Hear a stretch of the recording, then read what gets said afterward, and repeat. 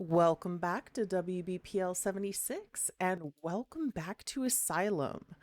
Please let me know if my setup is being shitty because it tried updating my graphics drivers right before I started, but for some reason said it failed and it kind of fucked with everything.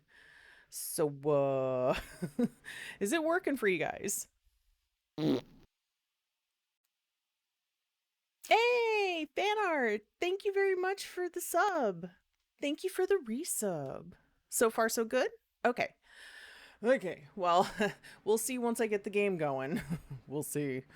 Hold on uno momento while I get it pulled up. Switching over.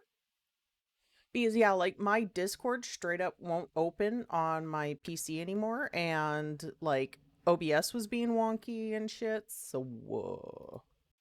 We'll see.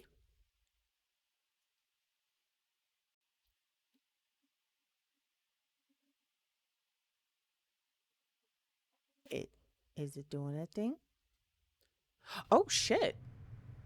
Oh, it just wow, it just put me right wow, it just put me right back into the game. Interesting. Interesting. Okay. So I forgot where I left off. Um fuck.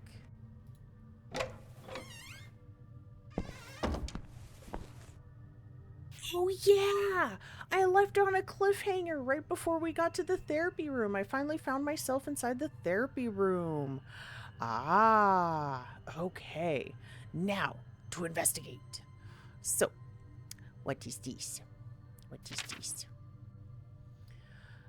Group therapy responses. Okay, so group E, group F. Um, okay. Interesting. Notes. Patients in Group F showed a marked improvement in their mood and awareness, as well as willingness to communicate and interact with their peers. The inexplicable regression of Group E continues to puzzle me. I'll discuss their individual issues separately. Lenny used some kind of leader or used to be some kind of leader figure, very communicative, someone the rest of the group would look up to. But he's been withdrawn lately or recently, lost in what seems like dark thoughts he refuses to share. In the case of Hodgins, I could guarantee a smooth session, provided nobody brought up anything related to the nature of his trauma, but he's growing increasingly tense and neurotic. Crawford has always been troublesome, but he seems more on edge than usual and even more of a problem these days. Rebecca should have been allowed an abortion. La Roche, I'm not sure how to say that, beginning to believe he's a lost case. Oof. Okay.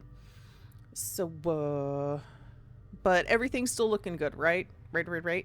Yeah, in uh NVIDIA drivers were being dumb. Like for some reason it processed and then it like said that it failed and it couldn't connect to NVIDIA. I don't know what that means. And people were talking about like my microphone having occasional issues. So I tried to record myself in OBS to see if I could like hear myself of what was being wonky and try to fix it. But it won't even let me record. So I was scared it wasn't even going to let me stream. You're getting horrible lag on your end? Oh no. I'm sorry. I don't know what's going on. Yeah, maybe refresh.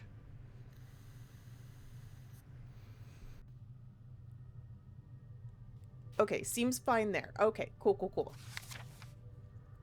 Interesting. Okay. Well then, let's kind of go in a circle here. Can't interact with that. That's just another door. Uh, So many names. No wonder Hanwell Mental Institute had been renowned. This place was highly active back in its heyday. Okay, before I clicky on that, I want to look at the other stuff. Oh, shit. Oh, flashback. Yeah, and there's Rebecca and there's Lenny. Huh. In a sudden vision, I was part of a group of patients in a therapy room. A female doctor seemed to care about the session, not us, but merely the outcome.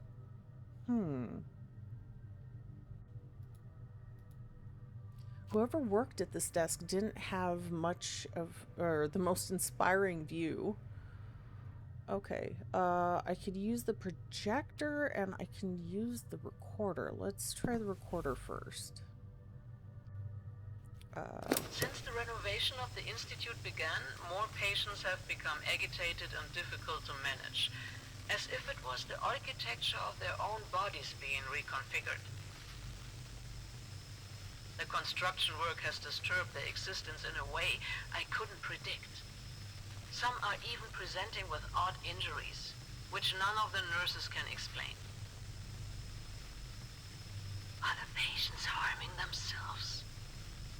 Is this building so firmly interrelated with their identities that changes in its structure will impact their states of mind by means of a kinesthetic regression? They rationalize structural changings in the surrounding geometry by imprinting them in their own flesh. Hodgson's is the worst example. Where are those burn marks coming from? I made inquiries and nobody saw him get burned. Perhaps he was allowed to assist in the kitchen and he refuses to discuss the burnings.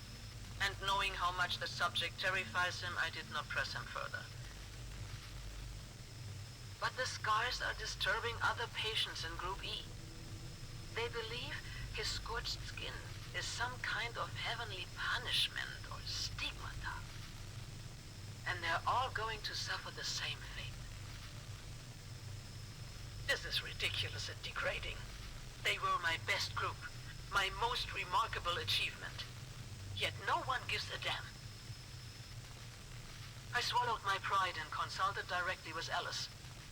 But the pompous asshole suggested it was my inexperience at fault, my responsibility to ensure the safety of patients. So what the hell are you supposed to do then? Instead of hiding in your office, do something about your staff. And when the moron isn't jerking off at his desk, he supervises the construction work. Why is a psychiatrist so deeply involved with the conversion to the unit system? None of this makes sense. I hate myself for losing my mind. Every therapy session is now a burden. I need to reconnect with the patients. They must tell me more. Lenny is still more forthcoming than the rest, but he won't say a word about the bruises. And Hodgson's, how did you burn yourself like that? If not the kitchen, the only other place. No. Impossible. They're not allowed down there. Huh. Okay. Well then. Oh, the boiler. Yeah, that's a good point. Yeah, like, why would they be down there? That's bizarre. Oh, okay. Ooh. Okay. Anything else to look at around? Yeah. A hint of faint moonlight dared to find its way inside the abandoned room. Ooh. Burt Radlerock. Age 35, condition moderate. Block male wing, first floor, cell 102A, therapy group E. Profile. Uh, Bird Rat is a curious case. He is shy, docile patient with a mind seemingly trapped in his innocent recondite thoughts. I'm not sure how to say that. Coming from a family of French immigrants and having experienced a troubled childhood afflicted by war, he has always had issues making friends, no doubt in part thanks to his monotone, outlandish manner of speech. His verbal expression often devolves into unintelligible murmurs during otherwise plain and straightforward conversations. The current diagnosis is that it is assumed to be a schizophrenic behavior.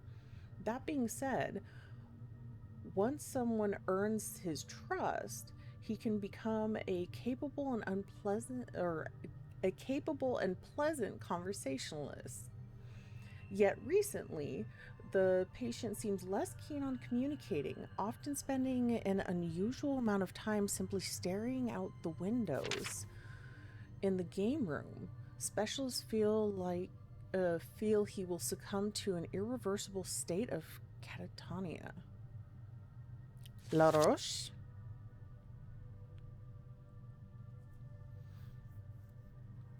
This is weird. Know you were one in the group E people, but we don't know which, except for you can't be Lenny and presumably Rebecca. Yeah, because like when we were driving up, um, we saw Rebecca next to us, and at first she looked alive, and then we looked at her again and she looked dead. So, yeah, I don't think I'm her. I sound like a dude, but I honestly, I don't know. I don't know. Oh, what if you're her kid? Oh, fuck. Yeah. Well, I mean, he said that he was in the asylum many years ago. Huh. That that is an interesting thought because like he's didn't really like he kind of hinted towards he was a patient, but he never really went into details. I can look at martinis. Can I click on this? The metal case was empty. There seemed to be a missing reel. Okay. Oh. Ooh. Fancy animation.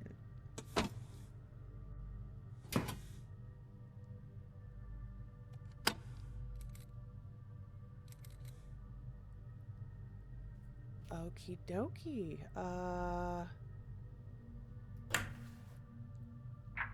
You are not in good shape, Bertrand. You know it will only get worse. You must talk. I hate you. I hate this place. You're all bad with me and my friends.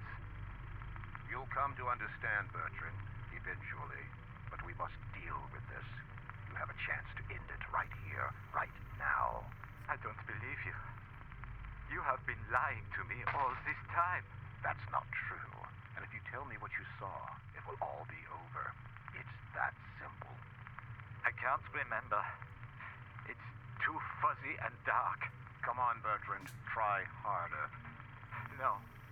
I'm scared. Come on. Tell me what you saw. No. It will come for me. It knows. It knows. Calm down or I'll have to call the guards. It's inside me. What? What is inside you?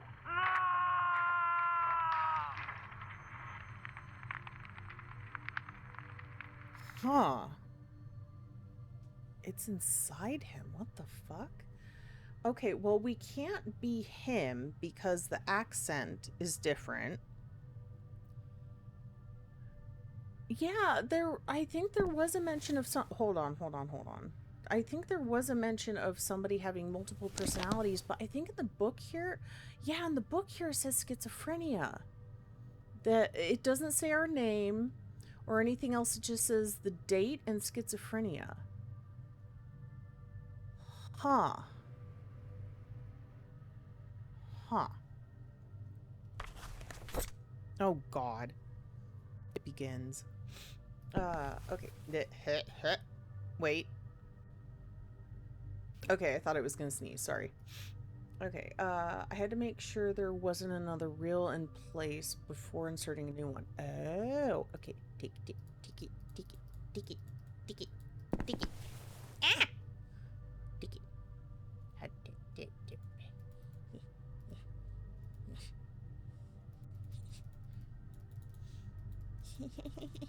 What do I do? Oh, I put it back in the case. Okay.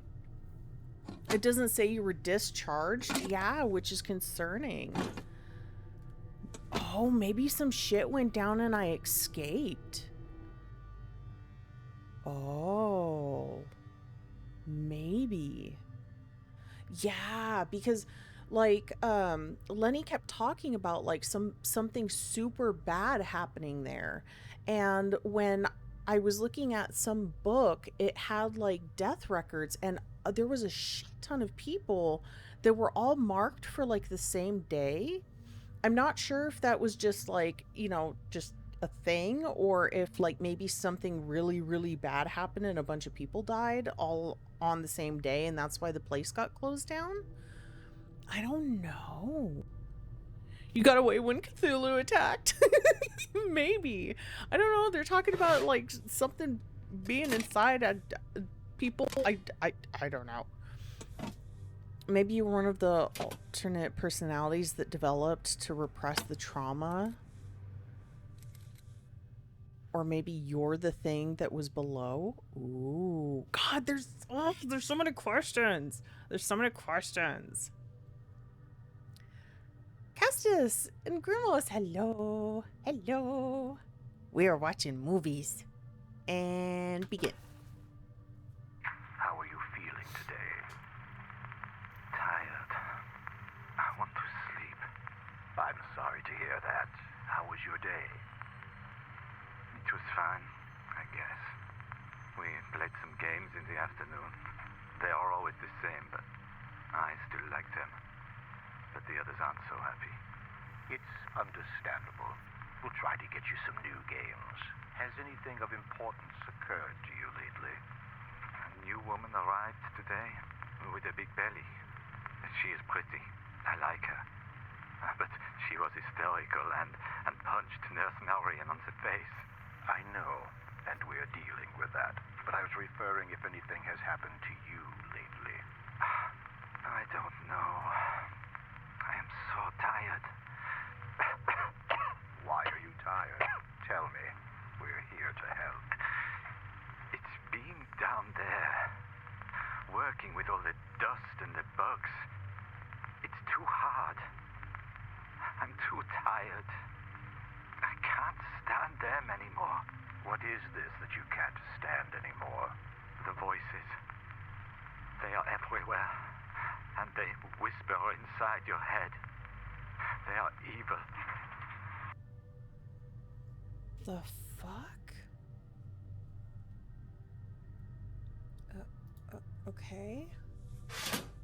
By the way, I love that there's like individual animations for the different reels, that it's not just like the same thing being repeated. That's a really like nice touch.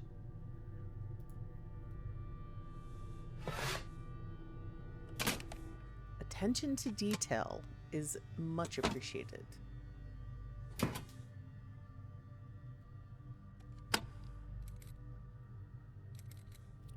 Not a lot, Hidden Boss. Welcome.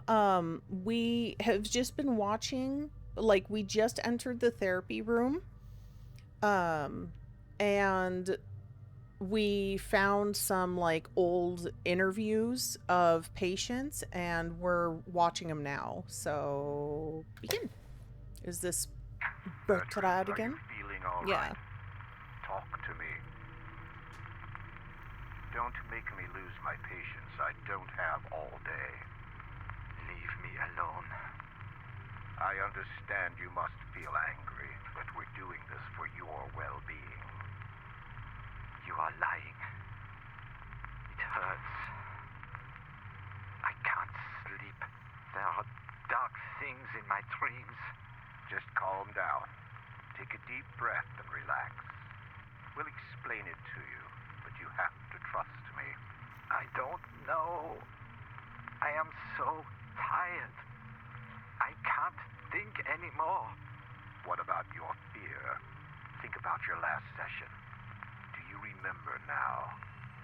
only darkness. And it moves there. It's been waiting, and now it knows we're here. What the fuck?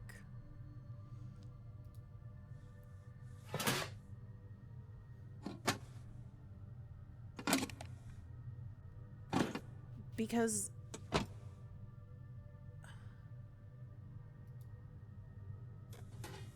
holy shit, I can watch all of them. Wow. Damn.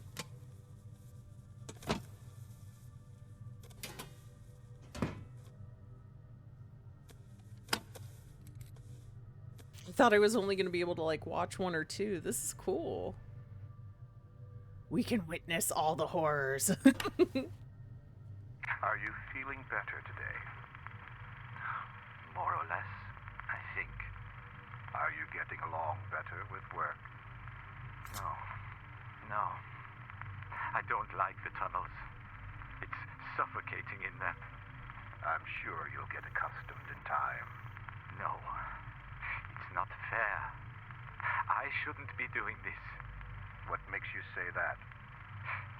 Because it doesn't feel right. Being there. I don't think that is what I was brought here for. But you are helping. You should feel proud of yourself. Are you in doubt because of something else?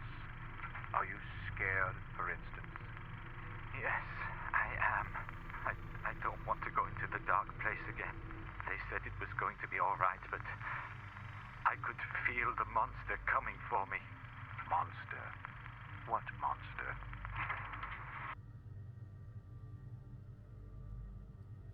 Huh. Okay.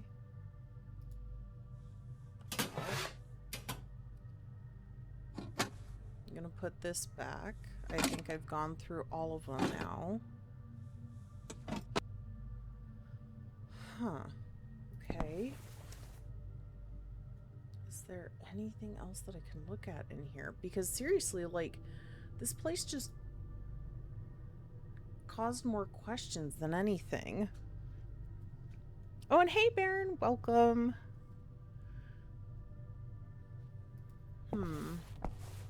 Okay, well. Yeah, I really thought that room was going to give me some answers, but yeah, just more questions. Okay, well, since Lenny moved to a different area, the fence had came loose from the window, which I trusted would be fixed for the reopening. Yeah, I guess I'll just kind of peruse around here. Oh, another map. Awesome. Okay, yeah, I'm over here. You are here. Okay.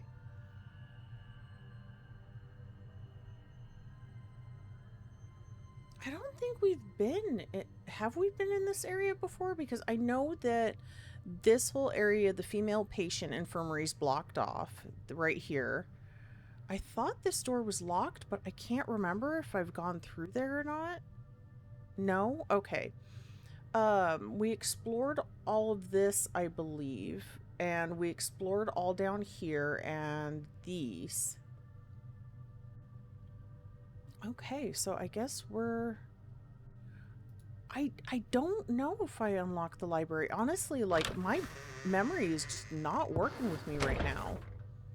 Okay, we haven't. The game room used to burst with activity in its heyday. It was a fine accomplishment for the Institute that patients could coexist. God, the thing goes so fast, I can't read it quick enough. Hold on, I'm gonna see, because, like, I thought I turned on a thing for, like, slow conversations. I guess that only allows me speed of reflexes? I'm guessing that's, like, mouse movement. Huh.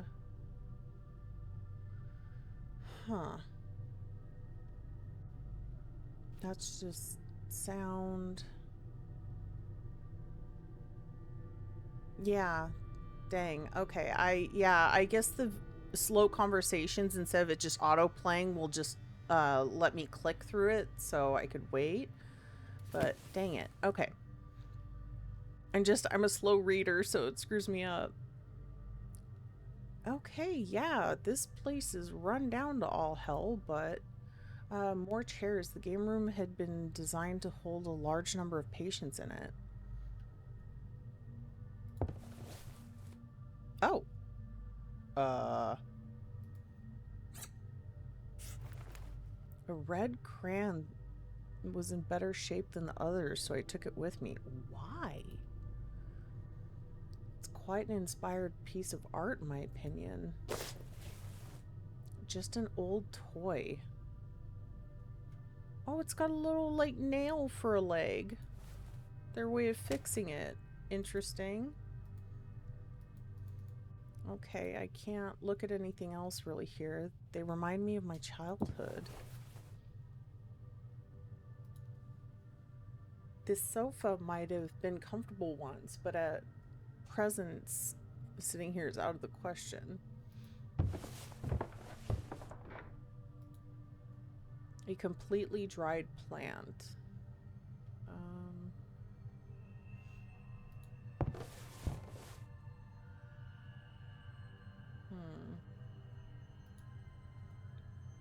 The chairs have been positioned as if to look at some enchanting view outside the window. Okay. The radio's batteries are dead.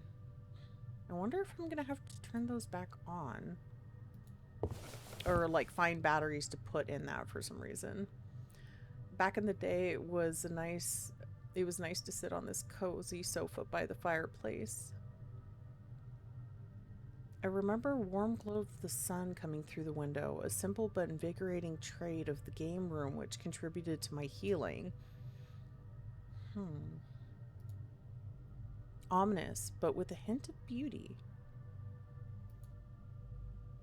I believe this was the table patients chose to play games when it was cold. Privileged spot to be at. The fireplace was a nice way to get the room warm back then, but the staff needed to keep a close eye on more unruly patients. Interesting. Okay. And then this should lead me to the library. Yeah. Uh-oh. Oh, fuck. I thought it froze for a second. I got scared. Okay, so I can't really look at the books. Oh, wow. This is quite a library. Miscellanea, history, pharmacology, physiology, pathology, psychiatry, nursing, neurology. Interesting. Okay, well,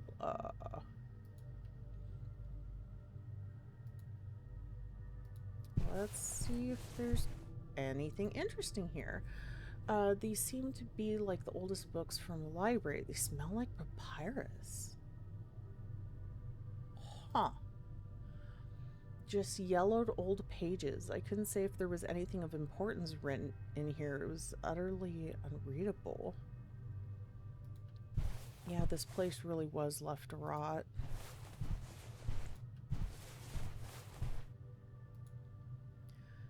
Castle of the Forest. It looked like some fairy tale. Just another random collection of books. Okay, let's try over here.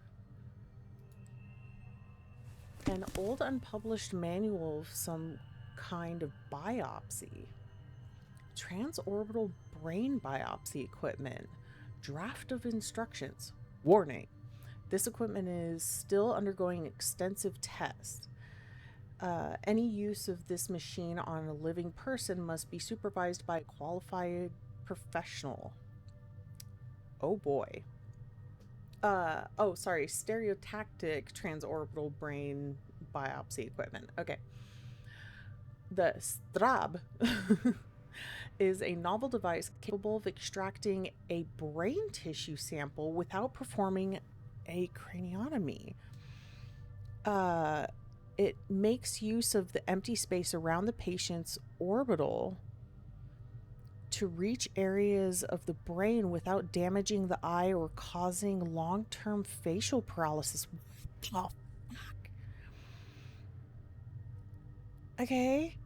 Uh, yeah, like it is. Hold on. Okay. So, depending on the cranial structure of the patient, the coordinates of the transorbital device may need to be reconfigured in order to determine the correct angle for the procedure. The subject's height is not factored in the coordinates calculation, since the head should always be fixed in the proper position.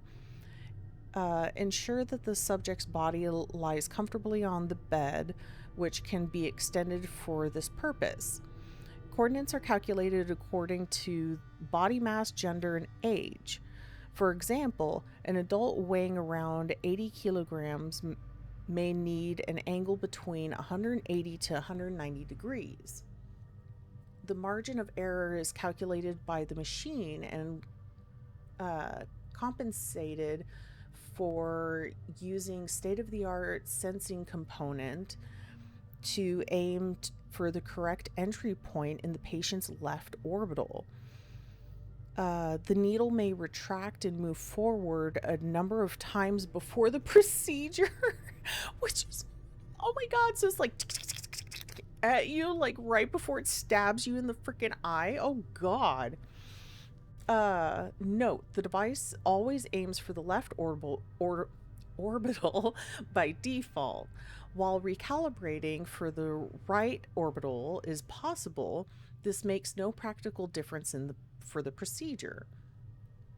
Before starting the procedure, be sure that there's a professional validating the data provided by the control panel and an assistant positioned close to the patient in case of a reflex action, them panicking during the procedure that could lead to irreversible damage to the patient's eye.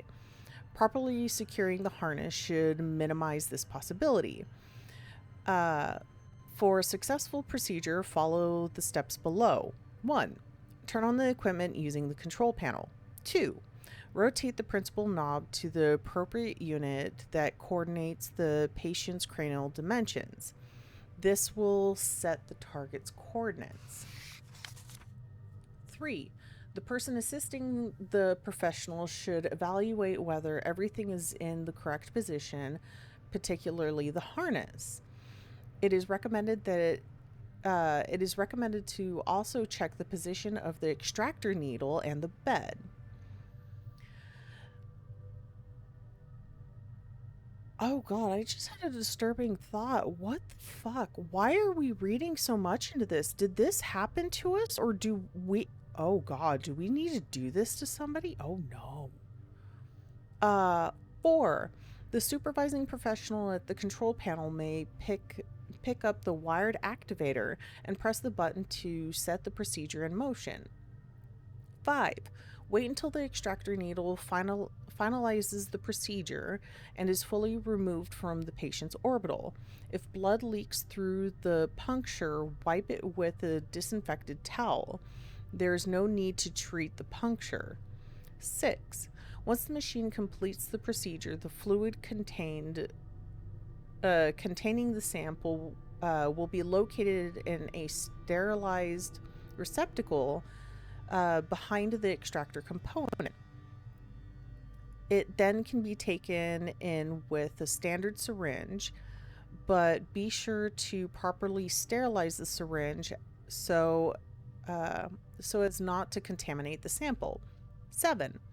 Inspect the patient's orbital for any unexpected damage, then have the patient remain seated on the bed to recover from any dizziness. 8. The brain sample is ready to be examined under a microscope by a qualified pathologist. The procedure is expected to last 5 to 10 seconds depending on the lobe from which the sample will be extracted. Sulcal God. Depth must be accounted for in this calculation. Following the procedure, the patient may experience impaired vision and difficulty articulating facial movement, facial muscles, but these effects are expected to subside within an hour at most. Oh boy. Yeah, this is definitely giving Dead Space 2 vibes. Jesus, the freaking like eye stabbies. Make us whole. Good lord, what the fuck? What if you need to do it to yourself? No! Oh my god, no! Fucking no! Oh, okay. So, lung cancer, biopsy of prostate cancer, histopathy of rat colonic tissue, biopsy of unidentified brain tumor, rat cerebellum tissue. Oh god, like this is the thing that's fucking me up. Yeah, my mom, AP1. Yeah, I'm currently, the two classes that I'm taking right now in college are Anatomy and Physiology 1 and also medical terminology. So this is kind of fucking me up because like I'm trying to learn all of these different medical terms, and the thing that's messing with me the most is pronouncing everything correctly. As you can tell, I struggle with it a little bit, so I apologize for that. Um, Pancreatic tissue with possible incipient carcinoma. Incipient? Yeah. A rare type of gastric endocarcinoma. Benign microglandular angiosis in mammary gland. Blah, blah, blah, blah, blah, blah, blah. Yeah, I just got done doing cell biology, and now I'm in anatomy and physiology 1, and it's like, good lord. Learning about frickin' what was it? Hold on.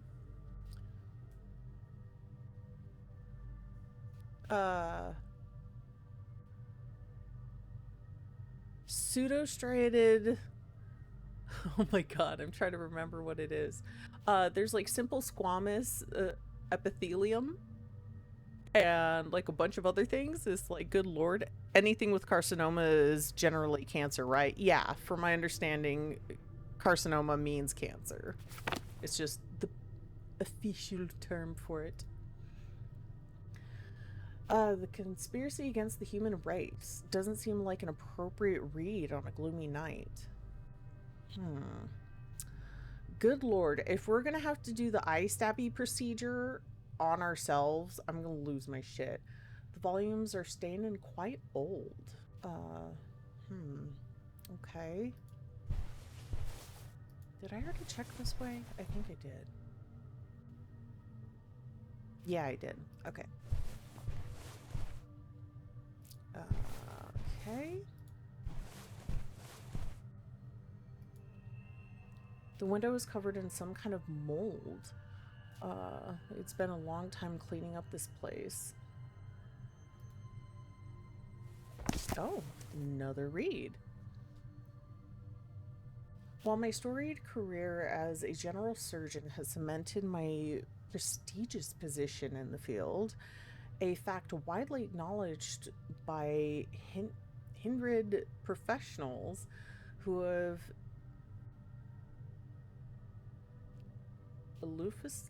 fuck. Oh god, hold on. Wait, no, I didn't mean to turn the page. There's a way to get it where it shows like better. There we go. Okay. There we go. Fusily? God, I'm wording so bad today. Okay. Praised my work. My true passion has always been the secrets of the mind. It was during the extirpation of a challenging meningoma Good lord, I am really having problems today. Sorry, guys. That I first confused this zeal with the desire to specialize as a neurosurgeon. Yet it dawned on me that, quite to the contrary, I always I was growing tired of the physical aspects of the brain altogether. It was rather the nature of the inner workings that fascinated me. In time, a new path led me to research topics related to psychology and psychiatry, particularly the peculiar interplay between the two disciplines. Mental health disorders stood out as a prime subject of interest. Losing control of yourself is a terrible thing, perhaps the worst thing that can happen to a human being. The inability to discern what is real and what is not, the impossibility of determining what the incontrovertible. Oh my god. My brain, I swear to God. I'm not even going to try. Truth is because of your senses. Because of your senses crippled. Horrified me to no end. Stop auto-scrolling. I made it my new purpose in life to delve deeper into this captivating yet disquieting discipline. I would I would make use of the plentiful wealth and resources I have amassed over the years to fulfill this developing personal ambition. Why is my mouse being so wonky? Okay. It wouldn't let me scroll. I apologize. I chose a convenient location to construct what I christened Hanwell Mental Institute as a testament to my life achievements. Enthralled by this elegant, pleasant, and even transcendent design invented by Thomas S. Kirkbride, I made sure the spot atop a peaceful cliff, surrounded by distant mountains and a pristine allure of the ocean, was suitable for the healing properties of his proposed plan. It was a strict requirement of my project that the proposed plot of land be untarnished by the presence of people. Only the elemental quality of perpetual woods would complement such a majestic architecture. Thanks to the help of the powerful contacts I gained through long-standing relationships with the finest professionals in the world of medicine, Hanwell Mental Institute soon became a beacon of inspiration and promise for the treatment of mental health problems. Its purpose is to house a large number of patients in any building of its kind to date, contrary to certain delineations made by Kirkbride. I hold that a thriving community is key for mentally ill people to succeed in their hopes of being reintegrated into society. This is my realm. Here we shall make an effort to eradicate the ailments of the human mind. And I sincerely apologize about all of the, pronouncing everything wrong. My fucking brain. Hey, Diggs! Thank you for the resub. Thank you. But good lord. This is the problem. I can understand, how to spell a word, the meaning of the word, and stuff like that. But for some reason, I struggle with pronouncing things correctly. Someone, a patient, a child, seemed to have scribbled something on the cover of the books. Huh. Okay. Anything over here? No. Okay. Oh god. Pharmacology. Oh, Jesus. Please, no.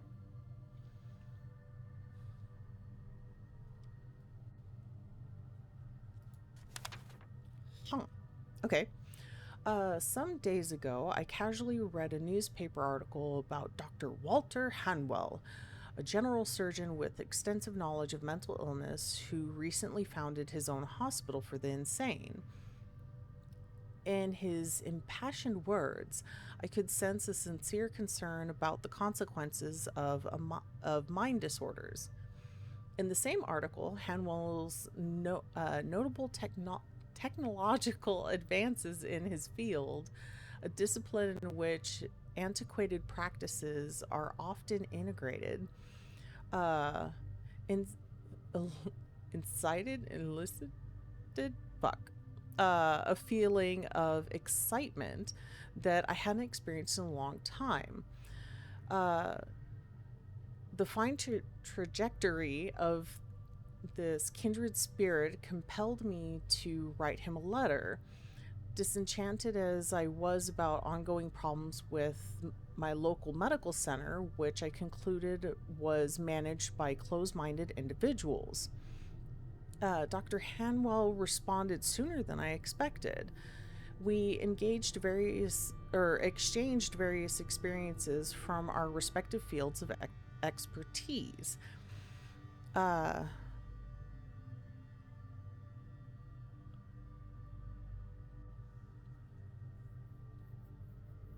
yeah, I saw the books with the threes on it. I'm not sure what that was all about.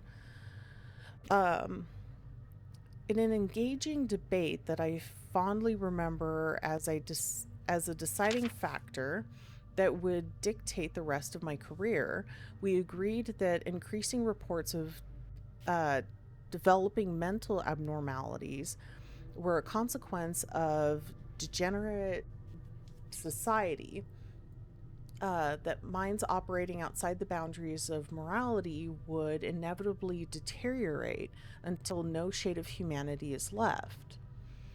There was a mutual agreement that the fabric of our culture, our breed, was eroding. As admired professionals, we have an obligation to guide our peers into the blistering light of cognizance.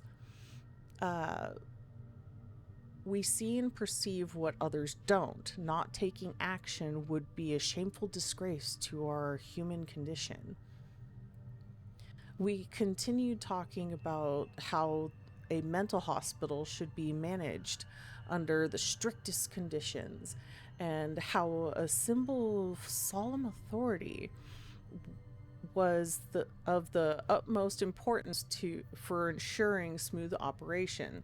Suffice to say, I became enchanted with Walter Hanwell's grand vision and his endless quest to correct the course of society, beginning with those who had lost their way in the most profound and visceral sense, the decay of their own minds.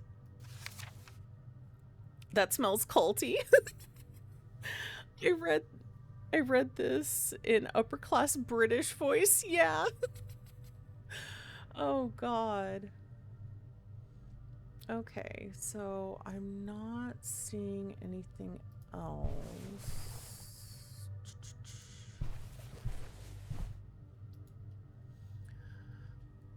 I have enjoyed spending time reading some of these books, but there are more important things to do this night.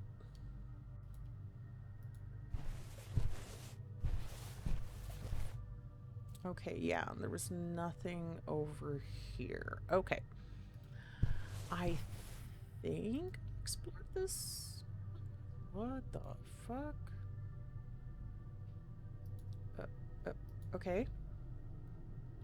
I can't look at the papers everywhere.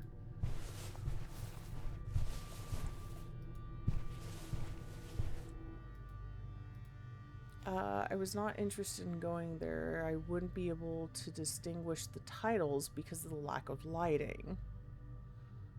Okay, and I can't. A quaint reading table. I remember patients spending some valuable time here, and The Institute encouraged reading. Yes! Yes! Yes! Now I've through the door. Okay. So there's the female wing, which is completely inaccessible, at least from this direction.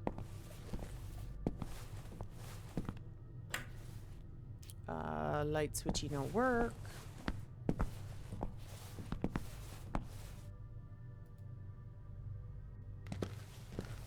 Okay. All right. So I think we explored everything here. I think we went into the gallery, but you know what? Let me go back through over here to the gallery because that gives me a route to the next floor without the secretary seeing me. So give me a second to get back over that way. Hopefully I can just cut through the courtyard here.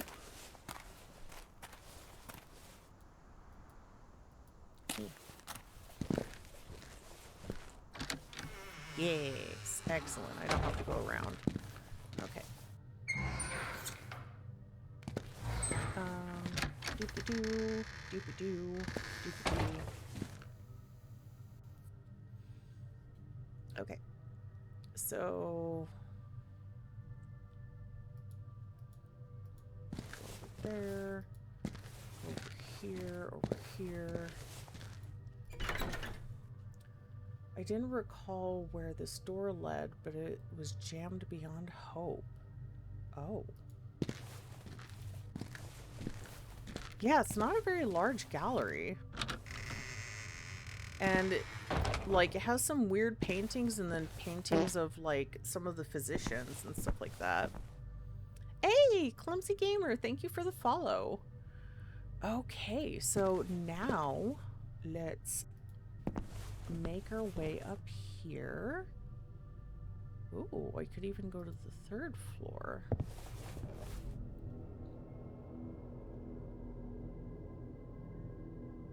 Oh, well, fuck. Now I'm uncomfortable.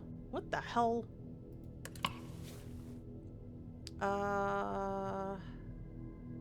Okay, so cleaning rounds. So Lenny did the corridors on the 2nd floor. Okay, so I'm assuming that means that he moved to the 3rd floor?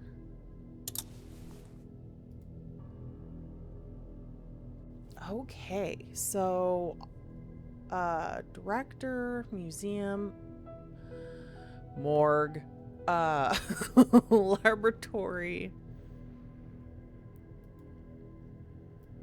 operating, oh my fucking god, words today. Operating room A, B, rehabilitation, psychiatry, office. Is that hydrotherapy? Why is it spelled with an I? Or I can't tell. It's like, it's kind of fucky to read. Reflex, hey! Welcome, and thank you for the resub. Very appreciated. Okay, so female hospital, intersection, hallway, bath, external hallway. Okay, what's that? Deposit, passageway. Okay, male hospital. Well then, that has to be a typo. Possibly. Also, I don't know if the person that developed the game or the team that developed the game are like native English speakers. So maybe it was originally typed up in a different language and then, you know, everything got translated, but maybe something didn't. I don't know. It may also just be a typo. I don't fucking know. Okay. Let me start at the end down here.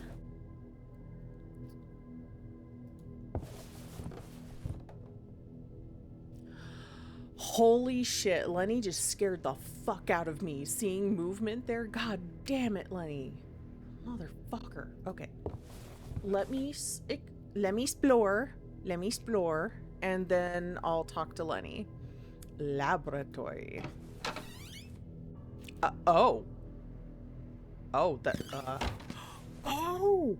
Is this Dr. Miller?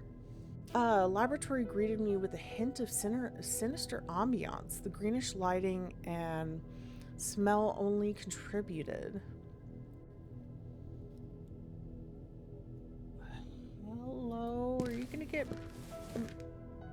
mad at me for being here? Some strange lab equipment.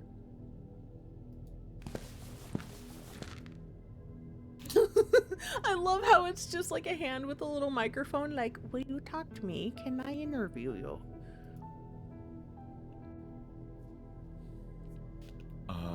Hello? Am I interrupting something? Who are you? I'm a former member of the Institute. I came here tonight to look into some docket. Well, this is highly irregular. Did Julia let you in? I'll need to have a word with her. As you can see, the building is not in a condition for you to go anywhere you please. Oh, but I'm only going to the allowed areas.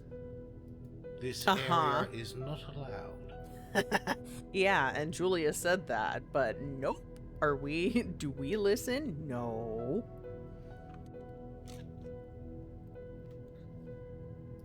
Sorry, my mistake. But would you mind if I asked you some questions?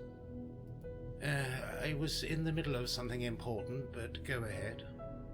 I assume you are... I'm the new director of the Institute, Dr. Ambrose Miller. Yes, Ambrose Miller. My purpose here is to honor the vision of my former colleague, Dr. Walter Hanwell. Pleased to meet you. Okie dokie. So, investigate about Bertrand. Okay. Construction. Okay, I guess I'll just start off with asking him about him. So, you're the famous Himself? Dr. Miller. Famous? Not quite. At least not around these parts. I'm just a humble servant who wishes to continue with Walter's grandiose dreams. How so? As soon as I heard this establishment was ceasing operations, I made arrangements to be transferred here, hopefully continue Walter's work. My connection in the field of medicine across the years proved valuable, as here I find myself as the new director in charge of this reopening. Okay. Julia seems to be a nice member of the new Hanwell family. Our new receptionist. I don't have much to say. I just met her earlier this morning. She's doing a fine job. Must be difficult putting a nice face to all this filth. Jeez. Filth? I'm sorry, I mean, let's talk about something else. Yeah, Jesus, freaking. Like, I get the place is in rough shape, but you don't have to be a dick about it. About Dr. Ebersbaker. Ebersbaker. The therapist? It just seems like that is such a weird way of saying it. Yes, I'm curious about her role at the Institute. She was well positioned in the ranks at Hanwell, respected career and all, but if you ask me, she was a failure. Do you know Bruno? Of course I know Bruno. He's our security guard. Is there anything of interest you could tell me about him? Not really. He's just a security guard. But he's working in your establishment and contributes to a greater goal. You can't possibly operate this place without security. Look, if you want to form a union with Bruno, be my guest. I need to keep working with this dangerous chemical. Why such intolerance? I have a highly dangerous chemical right here. Is that a threat? Fine. Have you seen a patient wandering around? The one who's cleaning the rooms? Yes. Leonard, I believe. That's who I mean, yes. Is it safe to speak with him? Certainly. Perfectly safe, otherwise we wouldn't allow him to roam freely. Yeah, I was gonna say, dude, you've already talked to him. It's safe. I'm not familiar with his case, though. We are simply continuing with the same treatment he had in the past. Does the name Crawford ring a bell? Not in the least. So, I assume you were acquainted with Walter Hanwell. Quite so. Walter was a friend. We maintained ample correspondence over the years. Many subjects, both from the field of medicine and life itself, were our common interest. I wonder if he was the author of the document that was in the library talking about, like, writing back and forth with Hanwell. Many times I toyed with the idea of coming here to work with him. Alas, fate had a different plan for us. What do you mean? Well, the circumstances you're obviously familiar with. I was finally prepping myself for a greatly belated visit when all of a sudden the Institute shut down. Walter had been a friend in writing for many years, yet regrettably I never got to know him in person. Okay, topics. Yeah, why the shutdown? Why did Hanwell shut down all of a sudden? That's not a topic we are discussing here, as you can imagine. I'm interested in learning the truth. Truth these days is a social construct. Oh, come on. A fact is still a fact, and there must be a reason why this place closed doors. Mismanagement. Hanwell got too careless. He trusted the wrong people. But... That is all I'm saying on this topic. Quite defensive. do you know anything about the construction below? I'm aware of renovation plans that didn't come to fruition. The structure of the building was typical Kurt Bride, since its inception, a style which became dated over time. Mind you, this was true of all mental hospitals of this area. All Kirkbride establishments were forced to change, or perish. Why this whole fascination with the Kirkbride architecture? You could say that Walter was a romantic, too attached to the old ways. He erected this building quite late in his lifetime, when the Kirkbride design was already beginning to exhibit its flaws, and he paid a price for it. What I don't understand is the purpose of digging in the basement. It makes perfect sense. That's typically how the migration of the so-called unit system worked. Underground tunnels. Are you familiar with the term Group E? Yes, that's a therapy thing. Patients were organized into small groups and encouraged to discuss their fears and problems in confidence. In a more controlled environment, they were treated by, what was her name? Dr. Ebersbaker? Her, yes. I see you're acquainted with the history here. I've been reading some records on the topic. Careful, you might stumble onto things you're not meant to read. There's one more. Please, enough chatter. I have work to do. What condition would you say can lead to chronic hallucinations? In my experience, extreme stress. For example, panic attacks. Abuse of illegal drugs and other substances too. But most likely it would be something related to the brain, a physical problem, such as an imbalance of neurotransmitters. Schizophrenia can cause hallucinations as well. Thank you for the thorough explanation. Don't you think it's a bit rash to bring in patients under such deplorable conditions? I don't like your accusing tone. There's an ongoing housing crisis for mental patients. Would you rather have them tossed into the streets? That's not what I meant. Be that as it may, I'm not proud of the circumstances surrounding this reopening, but we have an obligation to provide shelter for these patients. It's a temporary measure. Hmm.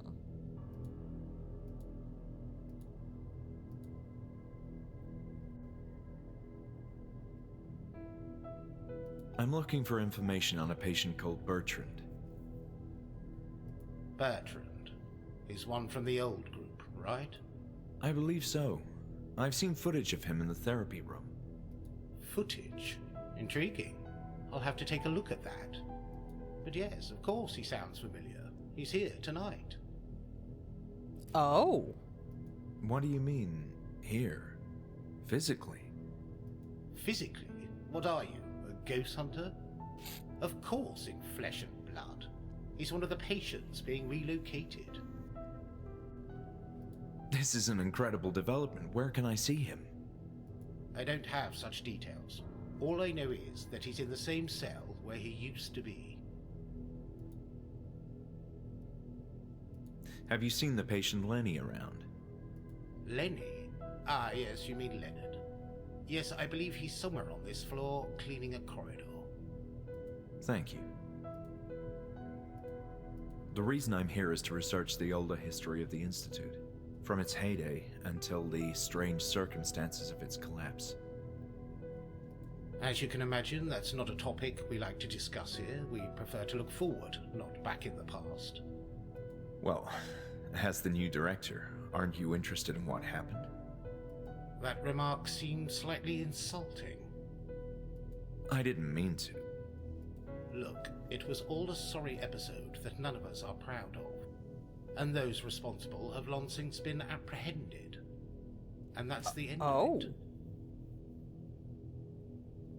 Oh.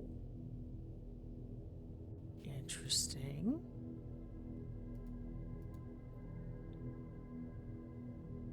Yeah, I already asked that though. I'm wondering how a network of underground tunnels is so attached to the concept of a unit system.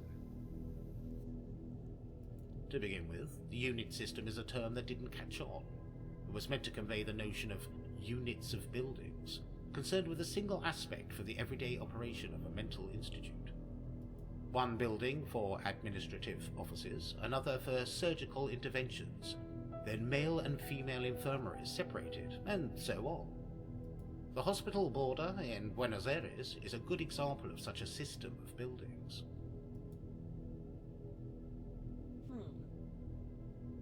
I'll be on my way. Okay. Yeah, I wonder why he's messing with such dangerous chemicals.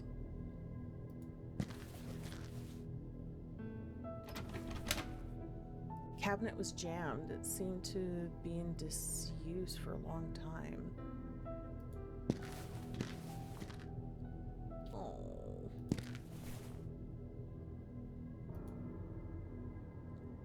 That didn't deserve my attention? What the fuck? I actually dissected a rat last week. These cages reminded me of my own condition, confining and searching for meaning. Okay. Can't mess with any of the equipment, it seems. Locked cabinet. Yeah.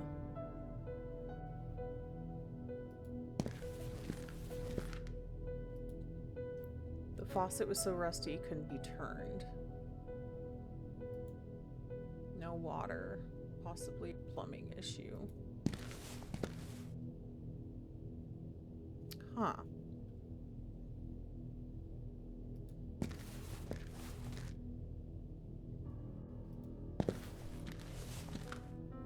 Yes, and anybody that's new here that hasn't already, please feel free to join the Black Ants Legion Auxiliary Discord.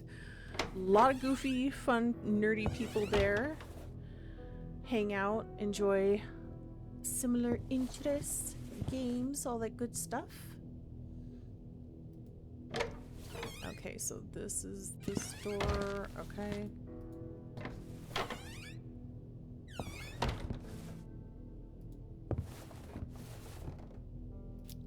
trash closet.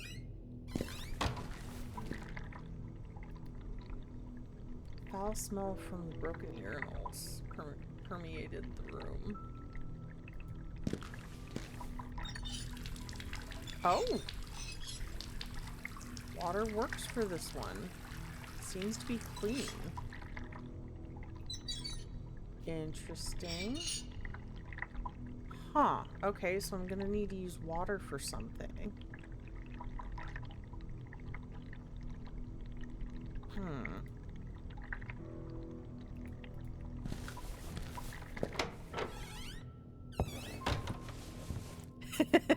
The BPL ox don't bite, we only nibble. Very true. Very, very true. Okay. What's this way?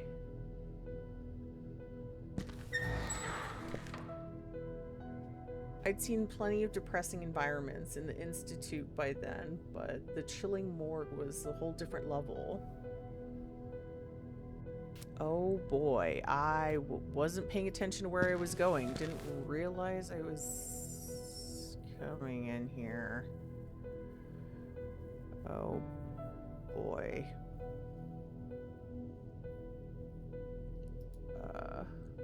Shards of broken glass protruded from the broken cabinet, suggesting best to steer clear.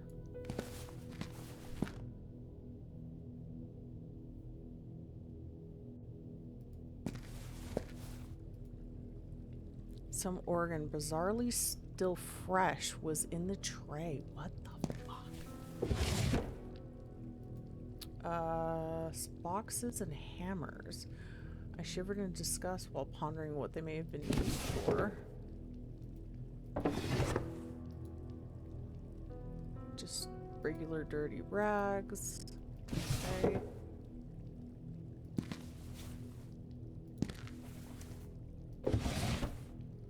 Okay, nothing here. Yeah. Random junk scattered inside.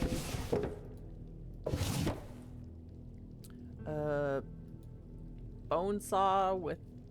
Or wait, no. That's not a saw. Strange contraption. I thought it was like just missing the blade, but no, I think it's something else. Okay.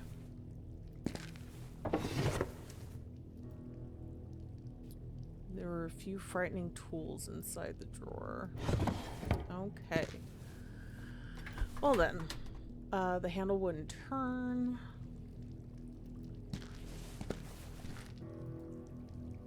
It was difficult to discern what was on the scale. A brain? Why would anyone leave this here? Huh.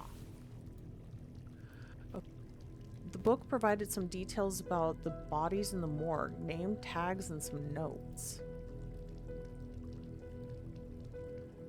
Can't really read. Like, I can read some of those, but not all of them. Interesting. Okay. Muddy window. A small moving table, likely used to transport instruments during autopsies. An old and worn microscope. Several glass flasks of different sizes. Could make out some organic material submerged in transparent liquid. Formaldehyde, perhaps? Okay, can't get into that. I can look at... Oh my god, there's so many drawers. Okay, empty. Nothing of interest. Okay.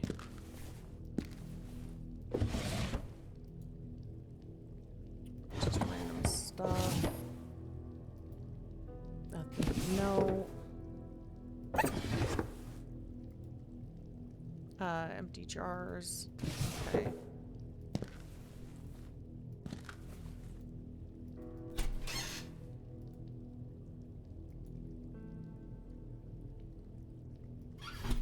Huh. Oh, okay. God, there's a lot of stuff to look at, but nothing to really interact with. Like, pick up or anything. Faucet didn't work here. And apparently neither did the light. Cool.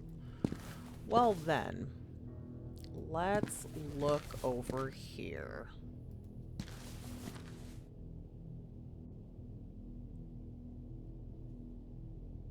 Hey, Thunder! Welcome, welcome. My question is, if they just now are starting to get this place up and going again, why the fuck are there fresh bodies or like organs and stuff here? That makes no sense. That didn't deserve my attention. Oh god, I can click on all of them. Jesus Christ. On, off, left, right.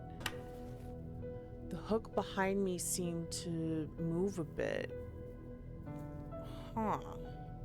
Okay. I didn't need to move anything at present. The button was stuck.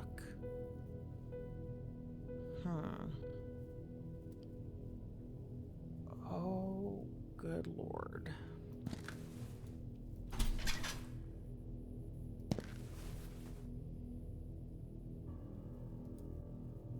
All the bodies in the morgue could be identified by a special tag. Okay.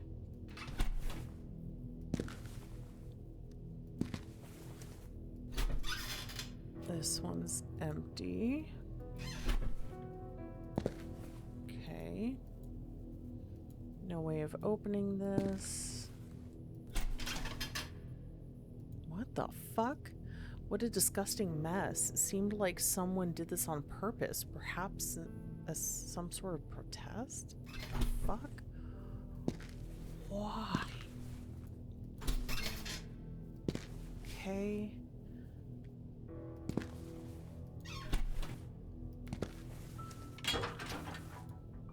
Apartment wouldn't open. Empty.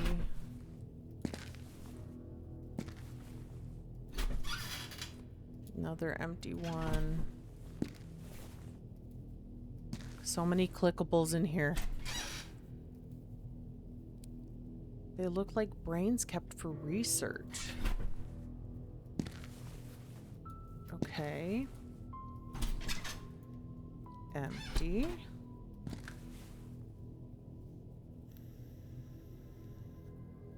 Okay, give me a second. Water break.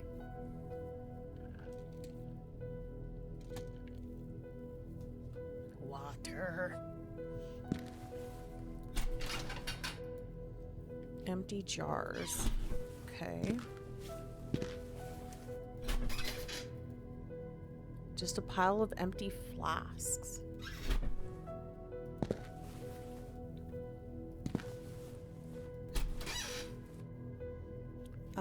Seemed to be stock of blood, perhaps to be analyzed.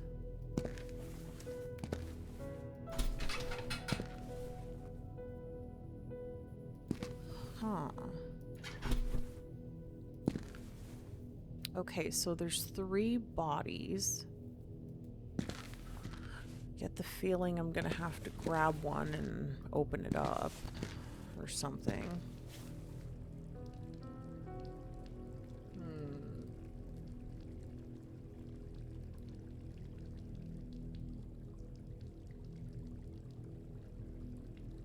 Oh! Hutchins! E103. Ooh.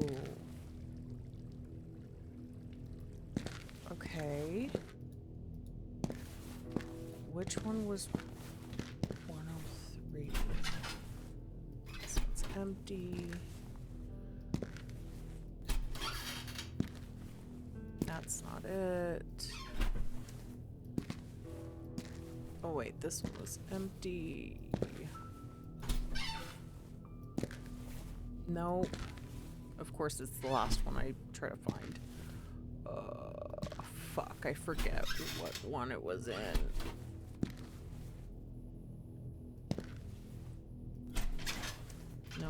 That's brains. That one's empty. God damn it. Here we go. Yeah, these numbers. Oh, do I have to click back on the book and like have him read it and be like, oh my god, it's so and so? Okay, let me.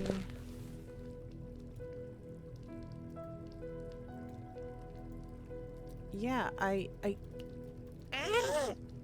okay. Okay. Maybe I just can't do anything here yet. Maybe I can't. I can't. Okay.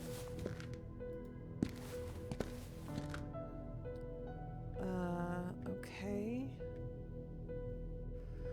Well then, I guess we will leave the morgue temporarily. I get the feeling that I gotta come back to this. Okay, so I'm here where I started. The museum. Patients were allowed to pay short visits to the haunting museum of the Institute, which, rather than a sanctuary of science, I couldn't read it fast enough.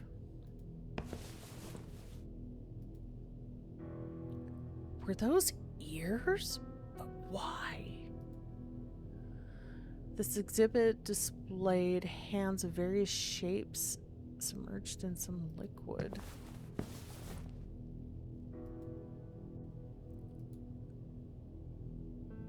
An abomination of nature, a baby with gut-wrenching defect.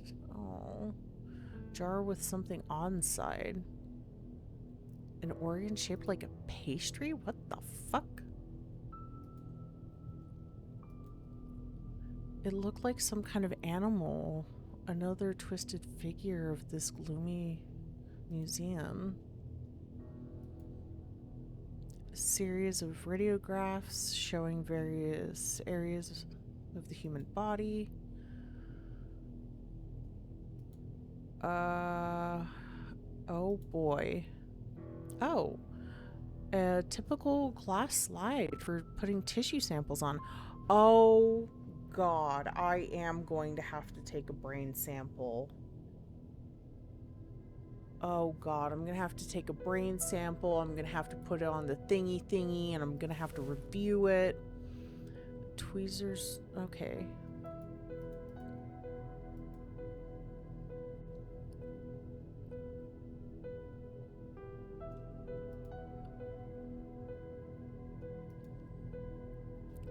Huh. Okay.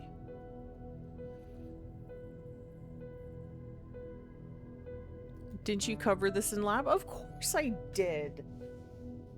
God. I'm just being weird and saying things in a funny way. I don't have to say everything in like technical terms every single time I talk. Just because I'm taking a science class. Jeez. What is the point in displaying severed hands? Not sure. God, because of the like lighting and the shadow, I thought it was a skeleton wearing a wig.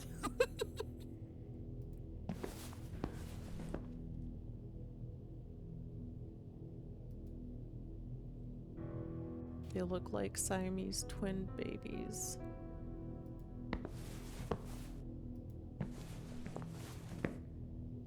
Some instruments for unknown purposes, which I didn't want to discover. Several skulls were arranged on the shelf. Many of them appear to have been drilled into. BB, did your training cover mad science?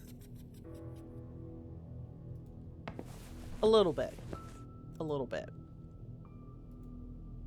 Medical instruments of various types. Oh, drills. Fun. Oh, another page. Oh, Rebecca's patient file. Holy shit. Okay. Age 31, condition unstable, block female wing, first floor, therapy group E. Profile, Rebecca Beers, did not suffer any specific ailment early in life, but fell victim to violent sexual assault as an adult. She was found in a state of shock by authorities who rescued her, and after a medical examination, Rebecca was found to be pregnant. The perpetrator was never apprehended. During the period following the assault, Bierce exhibited delusional behavior and panicked whenever men were in the same room as her. Thereafter, following strict attention and care, she gradually began to recover and return to her senses while coming to terms with her new condition. Bierce eventually managed to begin socializing with her peers and to feel more comfortable in the presence of men.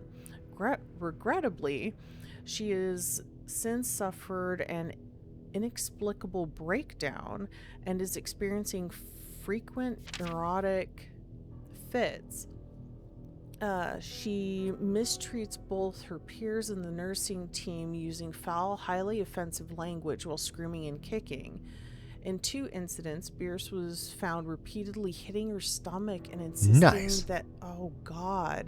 insisting that her unborn child was the spawn from hell. Oh. God, poor thing. That's fucking awful. Hey, Ether! Welcome. Welcome. And thank you for the bits. Nice. Complete human skeleton. It seemed real. Yeah, it was really funny. I have 2 different anatomy and physiology professors. One teaches the lecture and the other teaches lab. And the one that was teaching lecture on the very first day was going over different resources for us to use to help in our studies. So besides like just the textbook and like the video lectures and, you know, other material and stuff that they offer, he brought up like an anatomy coloring book and like different other medical books and stuff like that. And he mentioned that even students would get like skeletons to use, you know, for reference and whatnot. And then he paused and he's like, fake skeletons. And people started to chuckle a little bit, and my stupid ass just burst out and went, what, is casual grave robbing a bad thing? And he started dying. It was so funny. Oh god, I need to learn how to shut up sometimes. Oh good lord. Okay, Dr. Hanwell's office. For legal reasons, this is a joke. Yeah, it's a joke. It's a joke. It's a joke. Oh god, I hope saying that doesn't... Oh no. I was kidding. It was a joke. Why pay for fake skeletons when there's so many real ones about? I love you, baby. Casual grave robbing.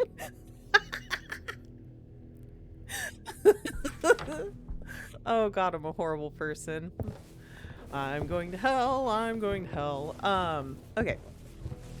So, I'm guessing I can't explore the rest of the floor because of Mr. Lenny here. Okay. Anything to look at? Windows. The complexity of the design in the window bathed the spot of the corridor with a unique glow. Lenny, I've been in the basement. You were right. Really? Yes, I was there before. And you too. I had this memory. We were working together in some kind of construction project. What were we doing down there? I don't recall. Everything is so fuzzy. Lenny, you have to make an effort. This is important for our sakes. I don't want to, please. I don't want to remember. It hurts. Okay, Don't worry, Lenny. Let's try something else.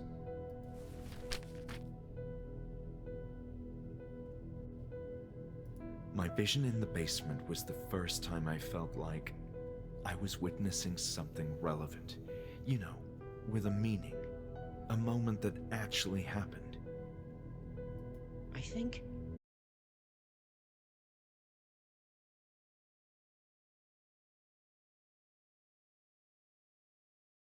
with fears and problems. Oh, stream died? Oh, and back? Okay. I don't know. I didn't see anything go wonky. Please refresh. I'll wait a second. Please refresh. Okay, it's back. Okay, cool, cool, cool. Okay. Such as? I don't remember his name. A big man with the mind of a child. He had an accident and was terrified of fire. Big man with the mind of a child. Interesting.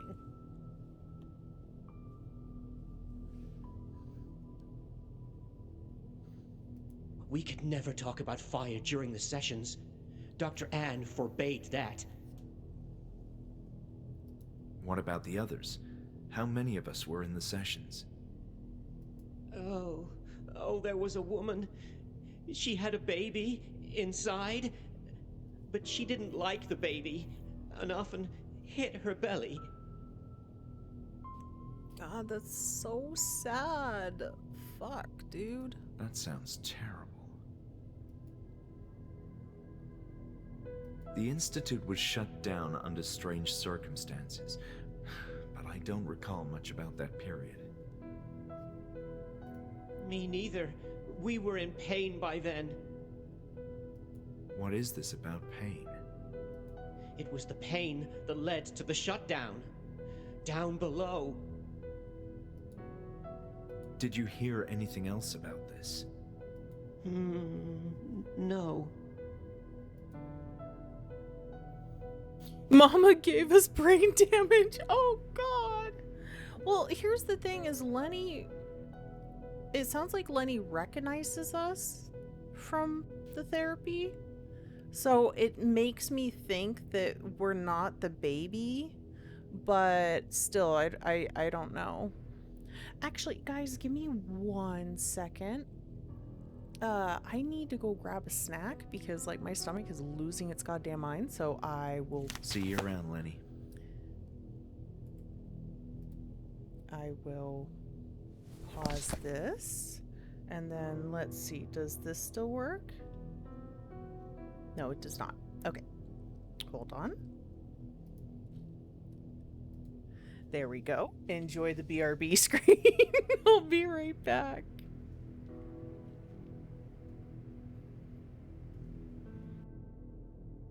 Oh. Hitting all the wrong buttons.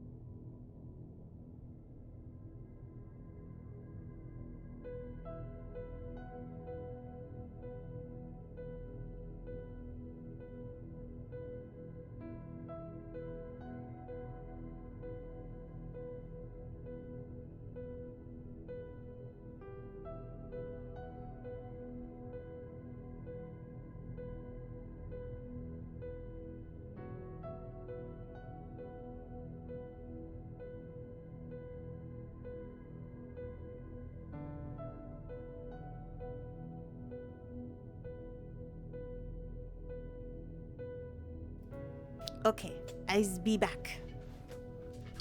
Okay, Okay. Back to the game so you guys can actually see what's going on. And I've been playing for over an hour and a half, so I probably should save. Save. Yes. Okay. Back to talking to Lenny. Hi again, Lenny. Hi. Okay. Did you Underground hear tunnels. anything else about this? Okay, I forgot where I left off. No. Okay, so here we go. It's incredible, but Bertrand, another patient from that time, like you and me, is here too. Don't you feel like this is all a strange coincidence? I couldn't say. We all belong here. It's not a surprise to me. Is there anything else you can tell me about this? No, I'm sorry. Is there Oh, anything else you fuck. can... I clicked No, too fast. I'm sorry. Is there anything else you can tell me about this? No, I'm sorry. Okay. So went through topics. I've learned that Bertrand, a former patient of the Institute like you and me, is here, and I'm gonna pay him a visit. I hope he's all right. I hope so too, Lenny. We both need answers.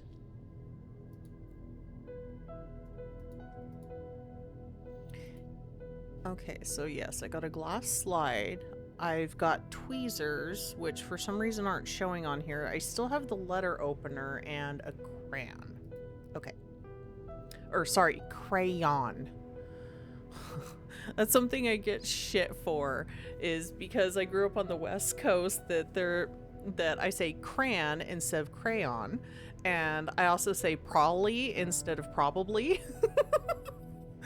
Oh god, no wonder I have issues saying things right. Okay, anywho, Dr. Have you Miller. met Dr. Miller? Yes, briefly. I don't like him. Why is that, Lenny? He's hiding something. Be careful with him. Is there anything else you can tell me? No, About Dr. Ebersbaker. Ebbers? Anne Ebersbaker. Oh, Dr. Anne, yes. I remember when we gathered the chairs around her. It was nice speaking with her. BB is a Valley girl confirmed. Shut the fuck up. Quit picking on me. What were the therapy sessions about? Well, let me see. We talked about our problems, how to keep a healthy mind, our fears too, and how to cope with them. Dr. Anne made me feel well.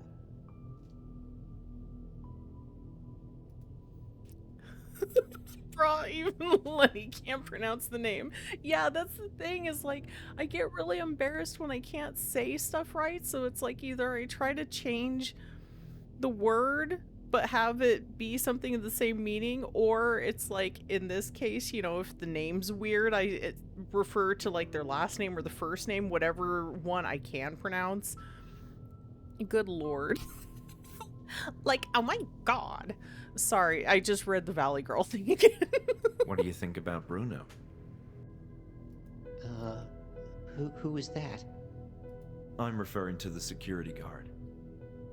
Oh, that man. I didn't know his name. We saw each other a number of times, but we don't speak. I think he's mean. Yes, he does seem to have a bit of an attitude. You know, I used to be like you, Lenny. Oh, are you feeling better now? You could say that. I was well, at least for a while. So, why are you here? That's a very good question. Does this mean I can bribe BB with pumpkin spice lattes? Hell no. I mean, pumpkin spice can be good, but like, no. Nothing else comes to mind? I don't want to think about that anymore. Did you ever meet the former director of the Institute, Walter Hanwell? I'm not sure. I saw many people walking around in the Institute in the past, but no one ever told me who Hanwell was. I see. Thank you. Okay, I think I covered everything. Nice talking to you, Lenny. Okay. Well, I talked with Lenny and it won't let me go past him, so I guess I gotta go back this way. Okay. Let's take a look here. So I guess what we're gonna do next is we're gonna head down to the men's wing to see if we can talk to Bertrand. God, seriously, if you guys could have heard and seen like some of the shit that I like was trying to mentally digest word wise with lab and lecture yesterday for A&P, like you would understand why my brain is so fucking fried today that I just can't words. I can't brain and I can't words. Okay, so Lenny did block me. God damn it. Psyduck understands, yes! Psyduck would completely understand. Good lord. Yeah, words are hard. Words are very hard.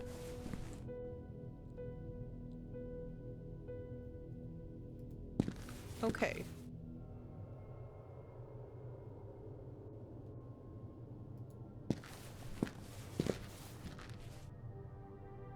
I'm kind of lost. Hold on.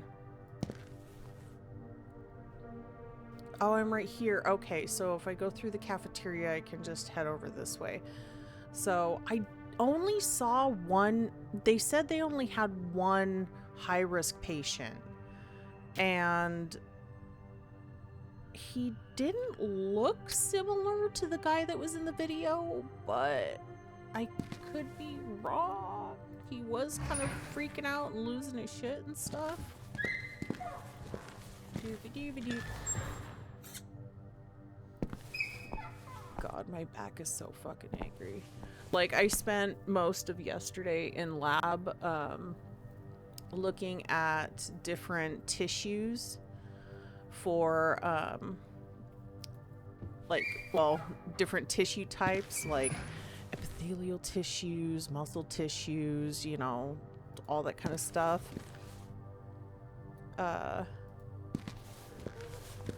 It looks like you gotta go back to the tunnel of death. Dude, I hope it's not him. There are people in here too, which is so sad because, like, you hear him crying and stuff, but could the butt ghost be the high risk? God, maybe. Oh, okay, so I guess it's not him. I can't look at either of those.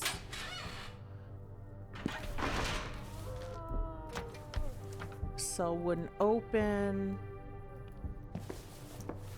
Yeah, and Spoopy Butt Ghost Man isn't in here anymore, which is upsetting because that means I don't know where the fuck he is. Locked tight. Oh. Ugh.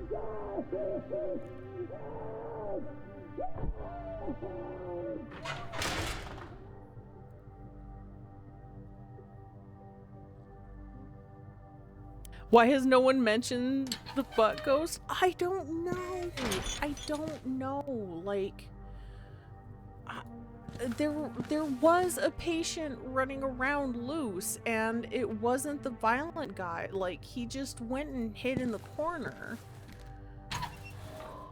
Yeah, maybe if I talk to Bruno, he'll know something more. What? Oh, he's not here. I can steal his keys. Keys, keys, keys, keys. Keys, keys, keys. Sorry. Blah, blah, blah, blah, blah. Is there a list of patients anywhere? I already read through that. There's nothing there. Bunch of shit. This was just him, like, bitching about stuff that he had to do. Not anything to do with the patients. Full of paperwork. That's for the alarm. Can't get in there. Okay. BB Feral loot goblin confirmed.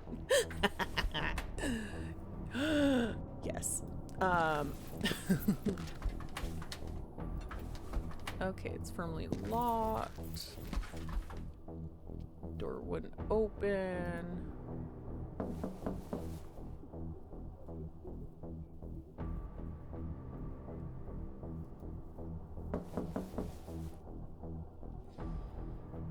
Oh, ho, ho, ho, ho.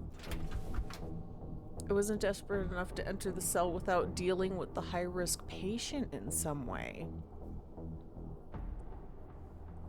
Next time you can't find your keys, consider that maybe BB stole them. Yeah, I gotta somehow get, like, the music box or play music for him or something down here. Hold on. The only thing is I think that cabinet was locked. So that's him? I don't know. That's the thing, is, like, I don't know if it's him.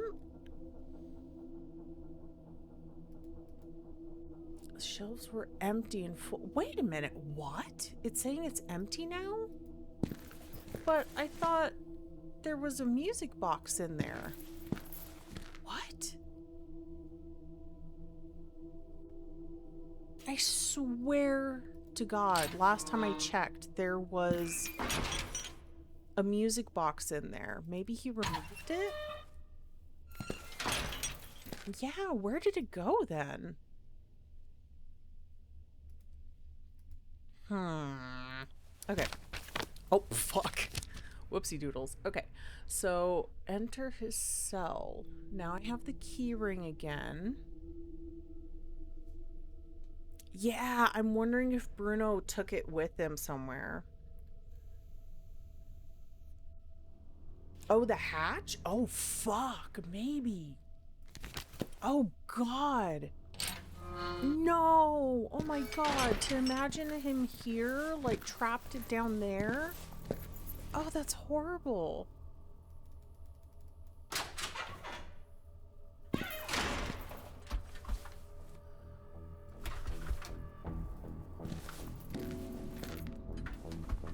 I'm checking everything just in case because I don't want to miss something.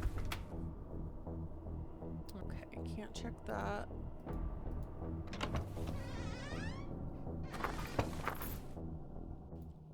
Okie dokie, time to check the frickin'. Whoa. Kind of moved a little fast there. Okay, it's not that one, it's this one? Here we go. Padlock was rusted. I wouldn't be able to unlock it even with a key. What the fuck? Oh, fuck. Okay.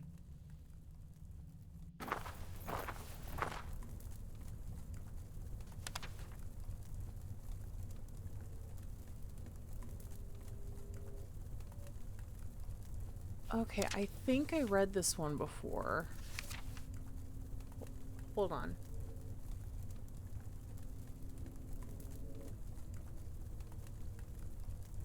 Okay, well,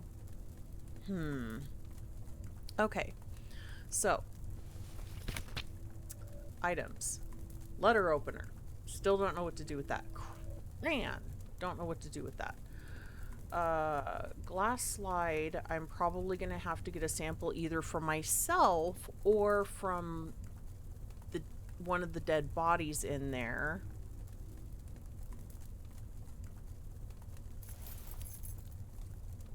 But Bruno better not see me holding his key ring. Put it in your fucking pocket, you goof.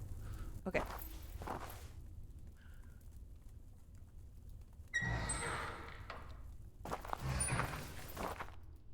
Yeah, maybe I should go talk with Julia, the the receptionist, because God, I need a mental health doctor now.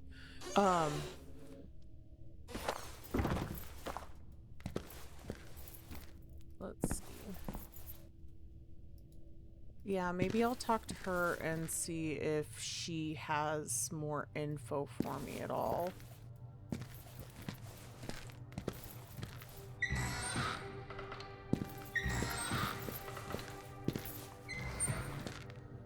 Okay, so if I click like super fast... okay, it works sometimes. Okay.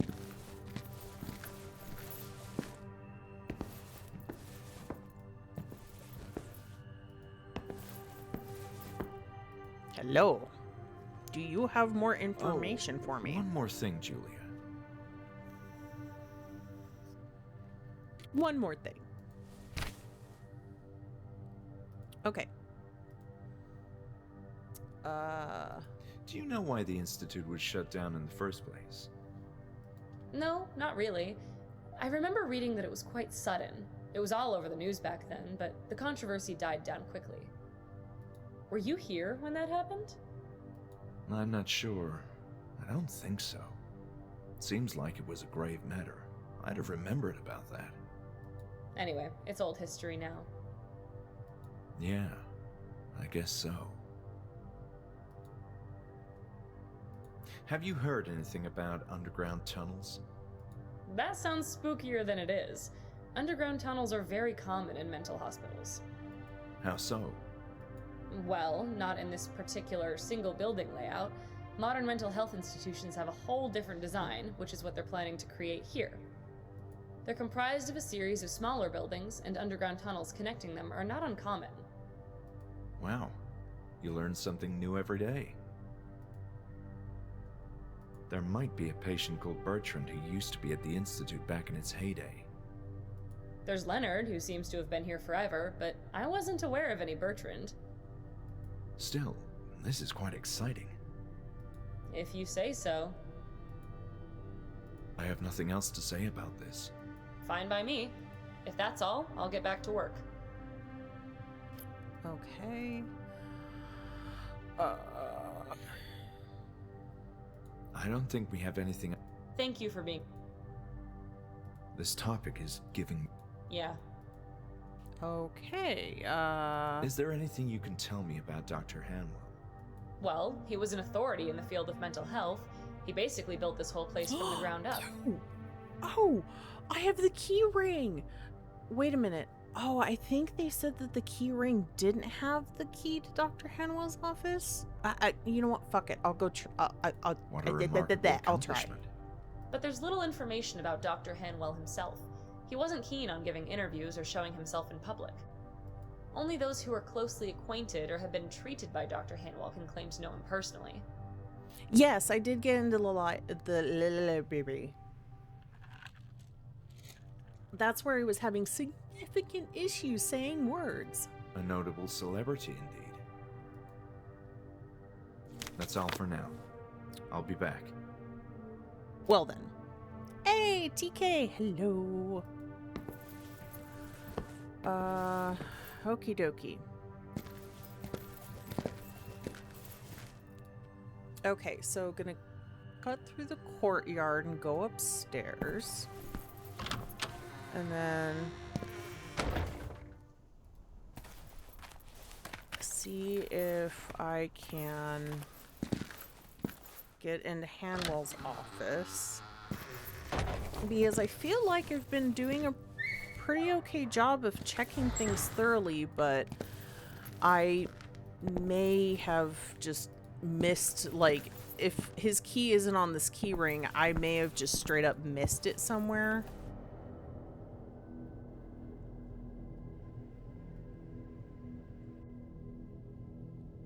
Wait a minute.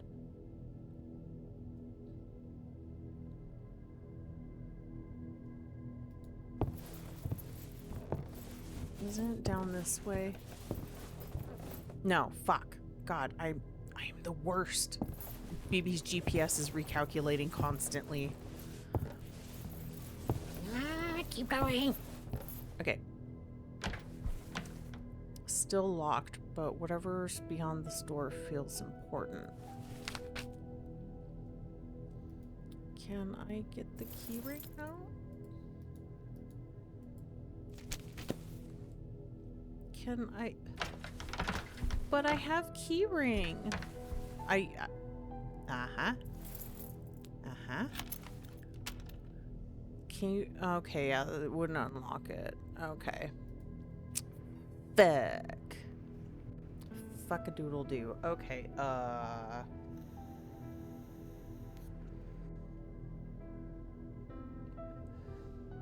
well then. Because I went... I guess I'll go back to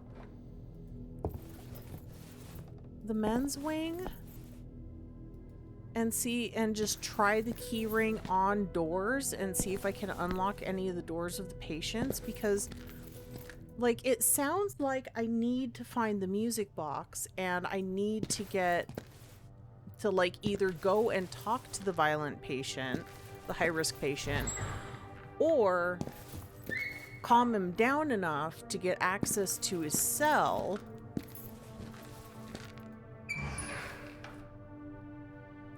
Yeah, but where the fuck is Bruno? I haven't seen him anywhere. And if he sees me, he's gonna see that I have his key ring and he's gonna throw a fucking little hissy fit. Were there any doors down here that were locked? I can't remember. I think archives I could get into. Yeah. That's the wash closet. Okay. Let me... He's in the walls. He's in the goddamn walls! Okay, I've been in here. I'm just checking because, like, I seriously can't remember. Maybe the speaker system? I'll give it a try. It served its purpose. Okay, I can't mess with it anymore. Fuck. Damn it, I hate when I get to, like, these places in games where it's like, well, I'm confused and I don't know where the fuck to go. Okay, key... Let's see if... No. No. Fucking... How did I do it? How... Fuck, I just did it. How do I get items out?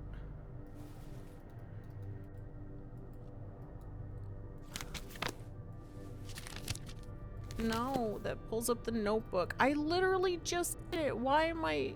This lets me zoom. I'm using the scroll wheel and nothing's happening. Oh my god, I just did this. There we go. I got a right click while over the, like, interact thingy.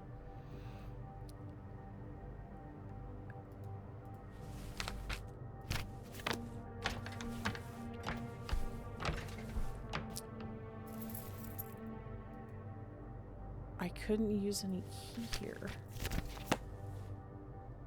What the fuck?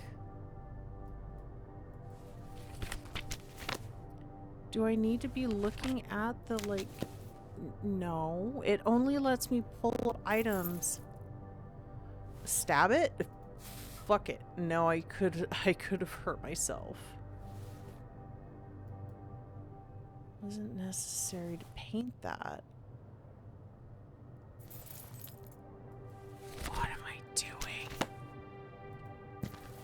Okay, because yeah, I think I can't remember where he read it, if it was Bruno's journal or not. But I think he said that it was Hawthorne's office and Hanwell's office were the two that he couldn't get into because he didn't have the keys. I just tried it and it wouldn't work, so I'm not sure. Okay. Fuck.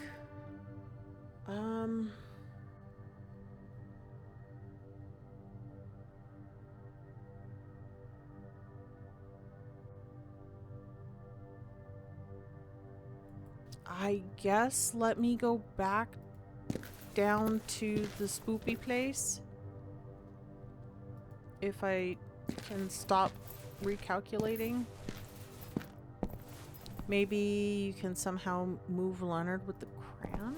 I'm not sure. Let me just check down here to see if I, like, missed something. Like the music box was sitting somewhere and I'm just dumb. Okay, this will only let me examine. It won't let me... Can I go through the door?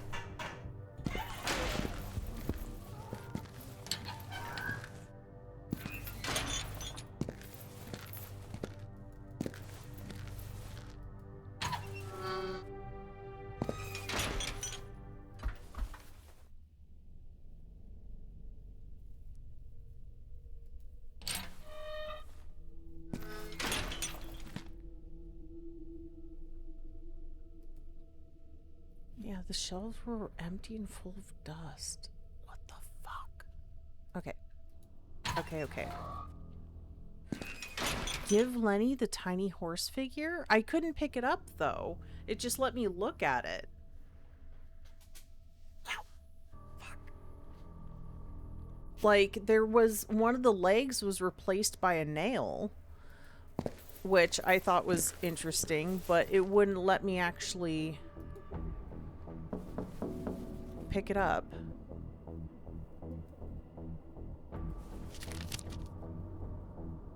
Can I talk to him?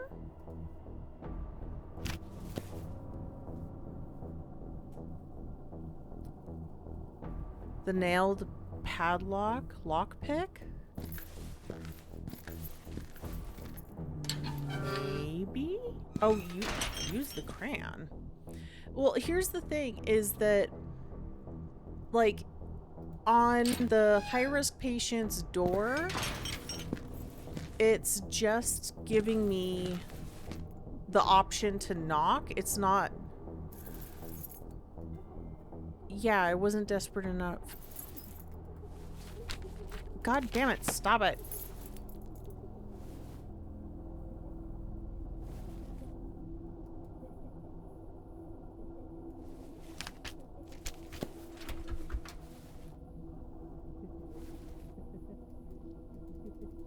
Yeah, it won't let me use anything, and if I try to use the key, it says that he won't do it.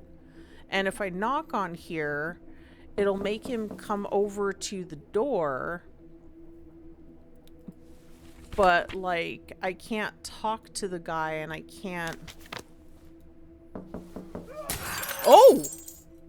Oh, I had to keep knocking.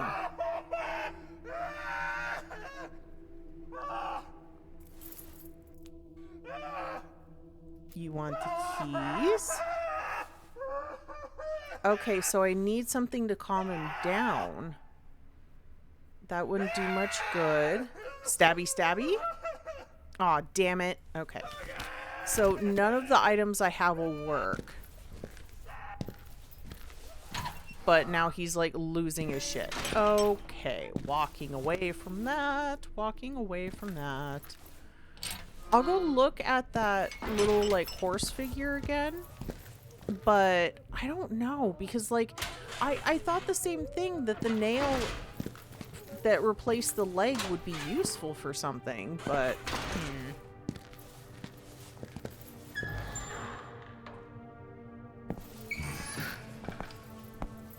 Okay,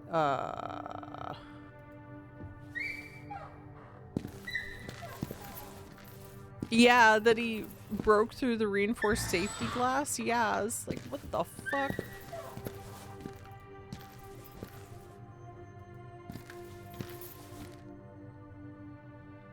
It was in the game room down here, right? The little horse figure?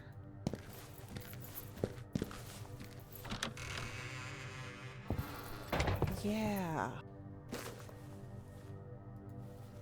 No! Oh, stupid thing.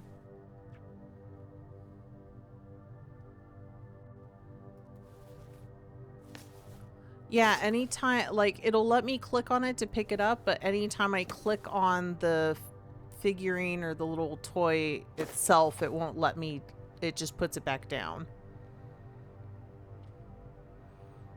And besides the nail, like, I don't see anything written on it, or...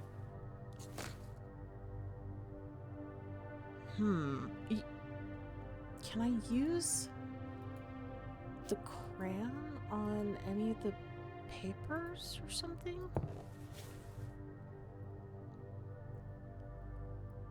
Huh. Huh. Okay. Let me go back up to the second floor to see if I'm blind as fuck and I missed something. Yes, that is a very, very good possibility. I'm just checking down here really quick. I forget where...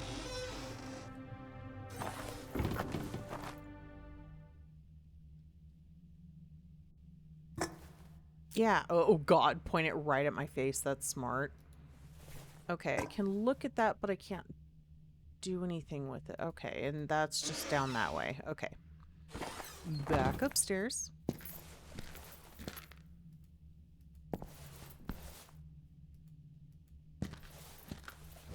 Back upstairs.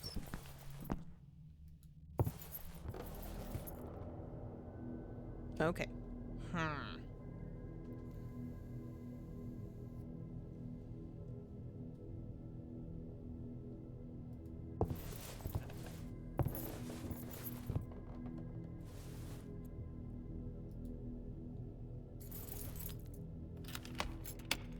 None of the keys seem to work.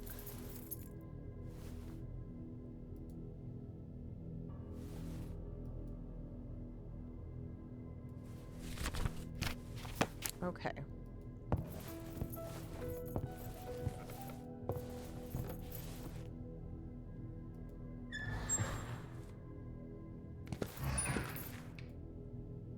I had no idea what these papers could mean.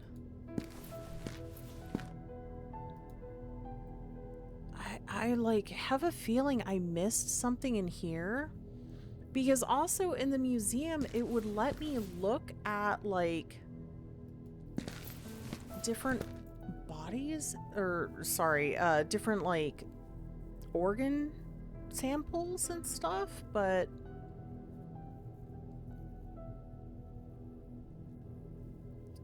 okay, so this said the button was stuck, right?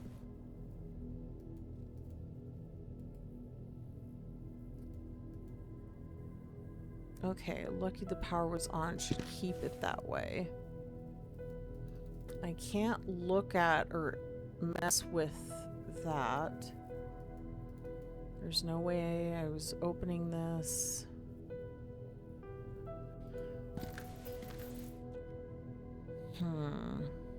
God, I'm totally missing something and this is so frustrating. Like, I can't mess with anything there.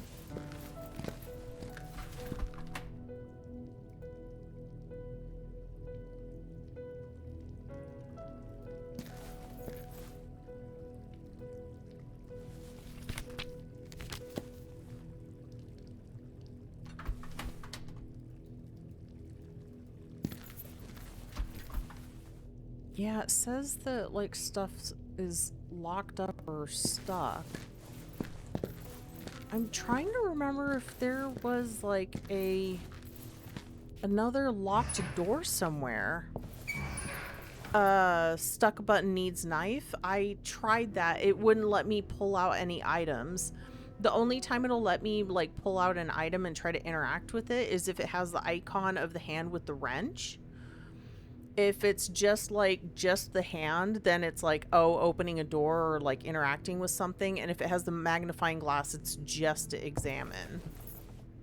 So kind of restricts what I could do.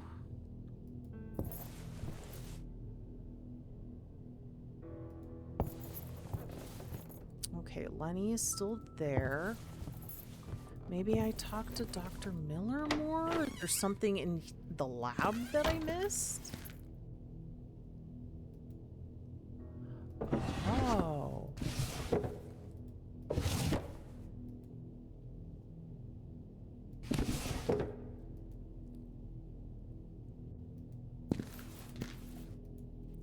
I didn't see these. Oh, whoops. Lids for jars. Okay.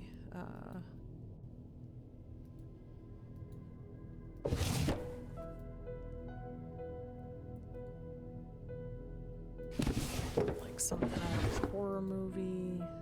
Test tubes.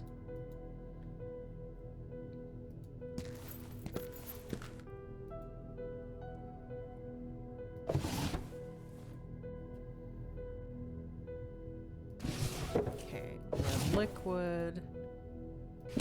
Nothing there.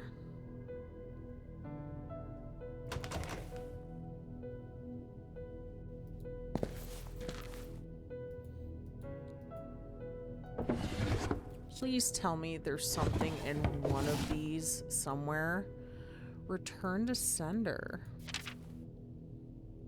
Aha. Okay. No, that... fuck. Okay.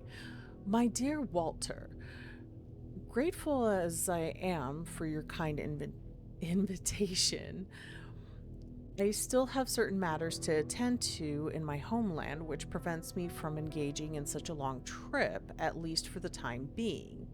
However, rest assured that finally meeting in person soon is a priority for me. I think of you as a close friend, there for me when everyone else abandoned me. Oh, Walter, the things I have to tell you which, for our sakes, can't be disclosed in written words. Our mutual area of interest is on the verge of yielding benefits beyond our dreams. There's another tome. What? There's another tome that came to my attention. Apparently terrible and dangerous, which may hold the final key to the puzzle. Mortis Cave? What the fuck? My studies revealed only one account of its existence, and if the primeval orbs aid me, it might find a way into my prized collection.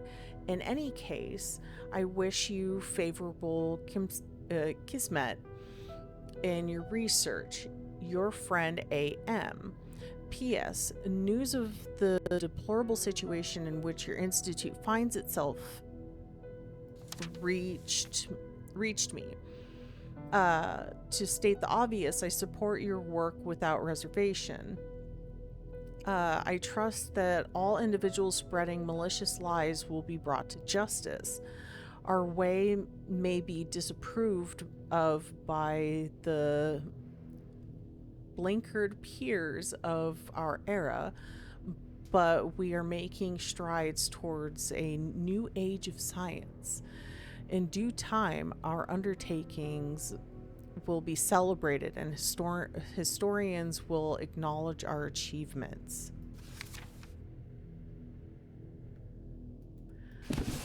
Okie dokie. Well, that was something that Miller wrote, so I guess let's talk to him. What the fuck did you mean by tome there, buddy? Dr. Miller? What is it this time? Just one moment of your time, please. Topics. People. Wait, what?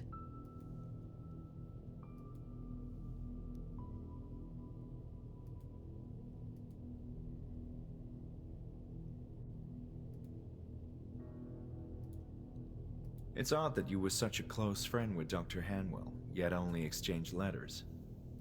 I don't see what's so odd about that. Some people prefer the expression and flair of the written word, especially someone as enlightened as Walter was. We never even spoke on the telephone. Always preferred the intimacy of the prose. You see, Walter was a very reserved fellow. He didn't like public appearances, nor to be photographed, and I respected that.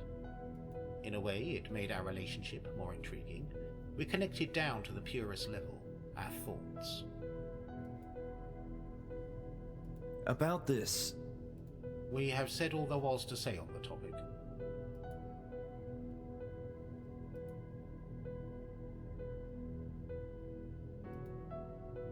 Sorry, where was Bertrand's cell?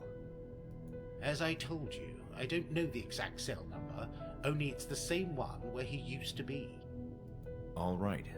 Thank you.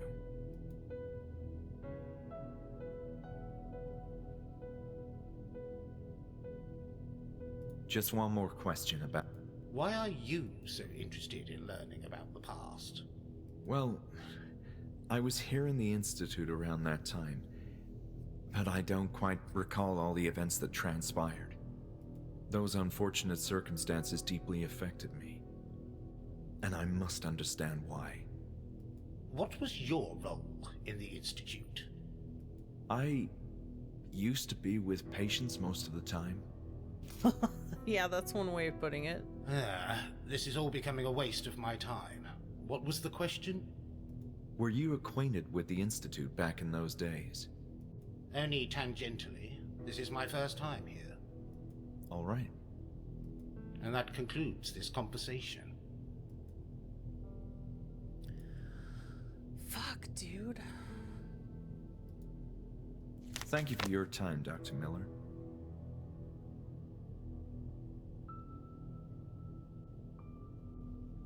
Like, maybe there's something that I need that's, like, behind him, but I have to wait until he frickin' moves or some shit.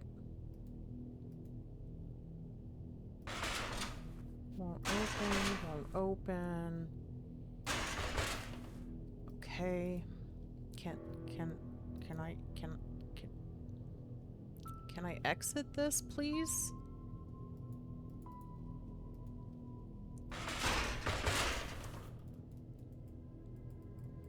What the fuck? Usually, there we go. Okay. I was gonna say, it's like, usually there's an icon of, like, pointing away from it. Eating chills. Typical lab instruments. More tools. Okay.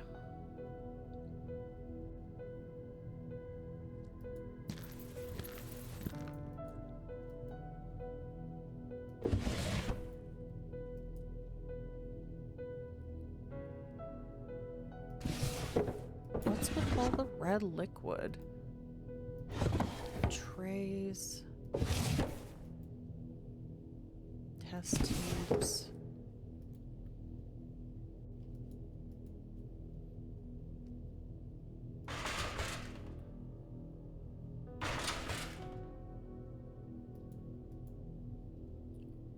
Huh.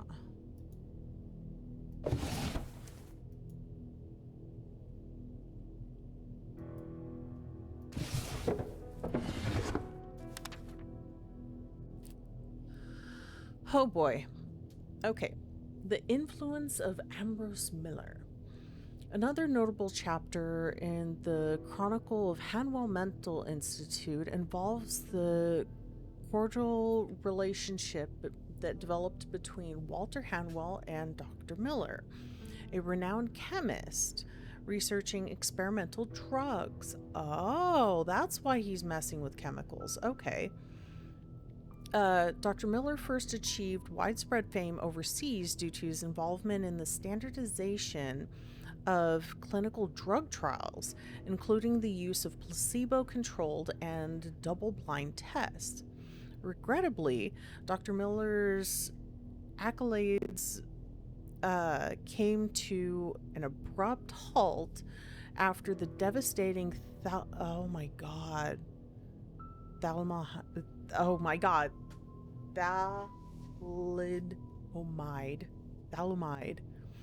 tragedy, in which thousands of babies were born with malformed limbs as a result of their mothers taking indiscriminate and unsupervised use of the drug to treat nausea during their pregnancies. It has been said that Dr. Miller's insistence on demonstrating drug efficiency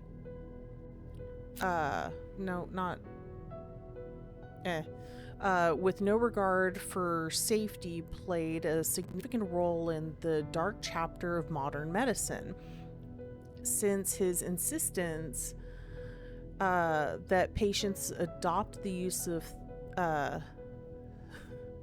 thalidomide has been recorded in multiple testimonies. Following this shameful debacle, Dr. Miller shied away from the public eye and became a recluse, maintaining communication with only a handful of his colleagues.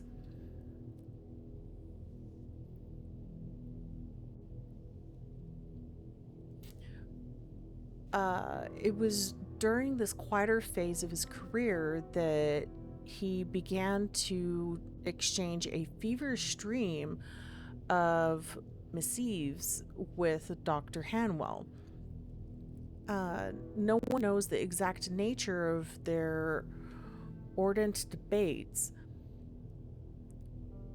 It was established by acquainted sources that Dr. Miller was fascinated by the ambitious goals of his colleague, as well as the luxuriously equipped laboratory in his institute. But it was also rumored that these professionals shared a passion for the non-secular side of medicine. More recently, Dr. Miller emerged from his seclusion and during an interview expressed interest in becoming a staff member at Hanwell Institute. Okay.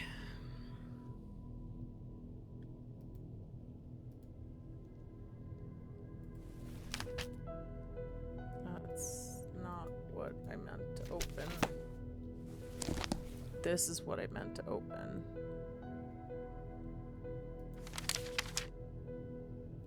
Interesting. Oh, that's cool. You can go back to conversations you've had. Neat. Okay, let me save again because it's been a little bit. Okay, shit, there's like... Did I already check these? Fuck, I don't know if I did. Fuck. There's so many drawers. Why are there so many drawers? Why? Fucking why?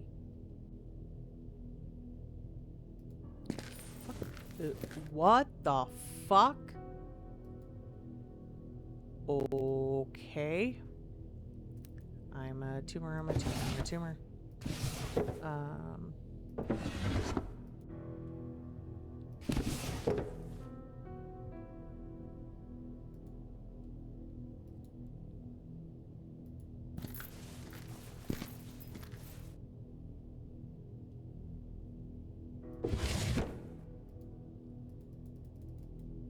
Okay, there's nothing in here.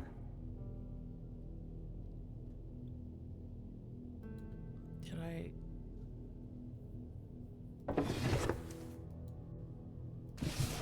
use... Okay, yeah, that's where I found the letter.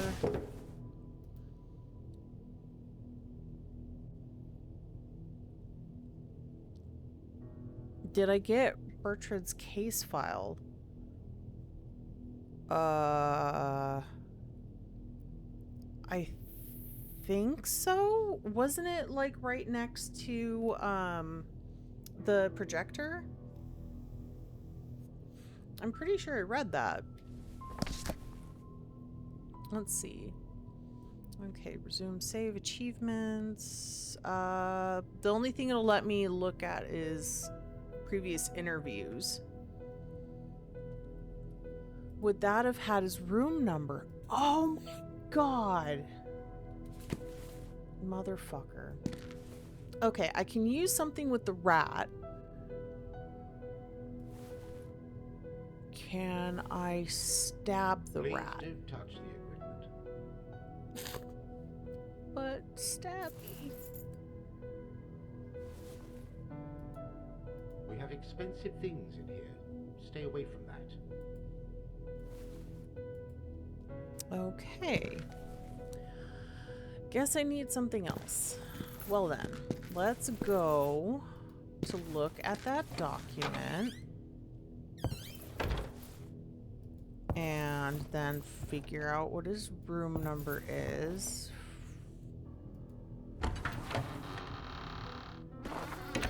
Oh!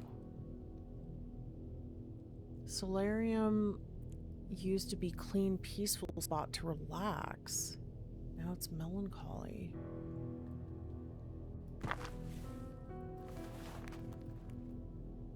Insect repellent, okay. Weird. Okay. I didn't even see this room. I'm freaking blind. It's in shambles.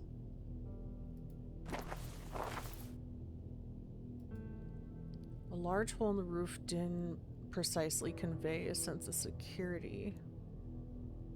Oh, there's a freaking document here. Window shattered. Okay, a record of patients housed in local hospital. The renowned surgeon who keeps receiving... Oh my god, why are there so many words that my brain's just locking up on today? Encomiums from his peers. Dr. Walter Hanwell, director and founder of the mental hospital named after him, has made public the number of patients hosted by his institute at 272 patients and 54 staff members. The establishment has positioned itself as one of the most highly populated mental institutions in the world. It has become the pride of our region. Dr. Hanwell recognized the importance of the Kirkbride design and architecture system in serving to house large numbers of patients in a healthy and comfortable environment. However, reputable psychiatrists disagree on this and warn about the dangers of an overcrowded building, including managerial problems and ethical dilemmas. According to the Kirkbride plan, a hospital for the insane should not exceed a maximum of 250 patients, contrary to Hanwell's claims. We acknowledge the mandate of the Kirkbride plan, and my talented staff is keeping our patients under tight control, said Dr. Hanwell. Our methods are efficient, and my experience in the field has allowed us to improve upon the Kirkbride's august plan.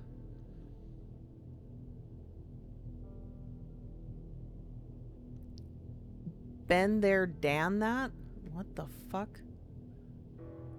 State cuts. Okay. That's it. Record book updated. The stove didn't work. Another Another dirty, broken window.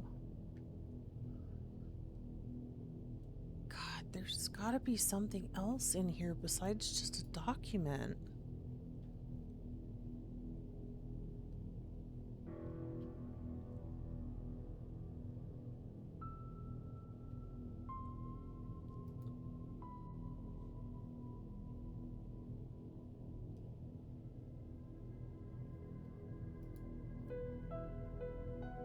There's gotta be something else. What the fuck?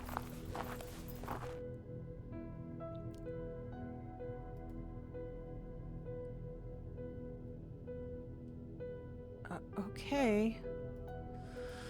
Well, let's go look at his report and see what cell number he was.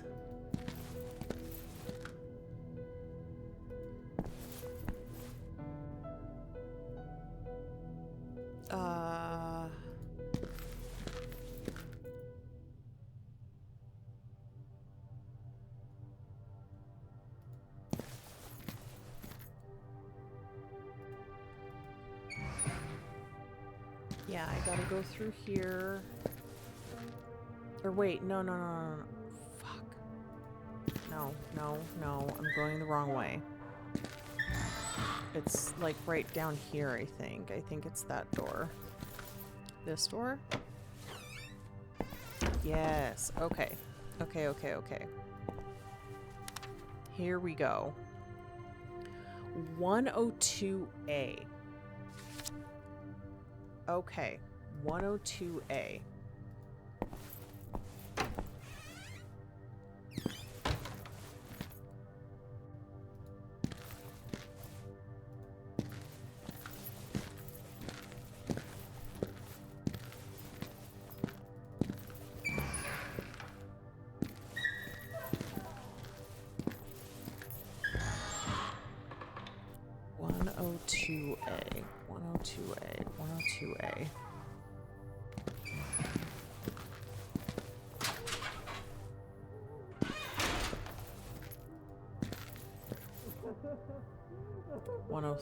A, 102A.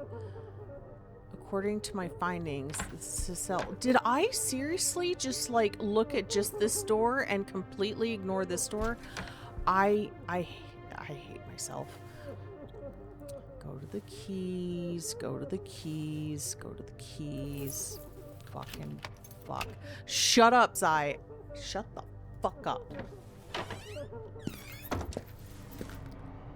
Okay. Oh, hello. Okay, before I talk to you, I am going to be weird and look around your room. Oh. Oh, was I cellmates with him? Oh, no, Rebecca, I think, was.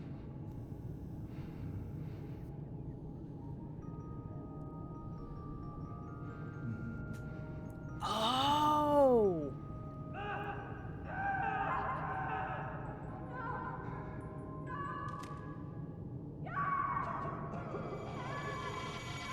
What the fuck?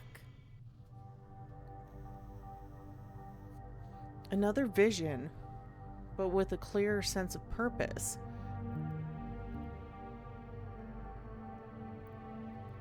He was absent-mindedly attempting to draw something on the floor. Okay, so maybe if I...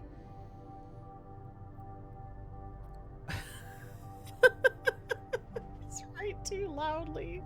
Shut the fuck up. Being mean. Okay, so maybe if I give him the crayon,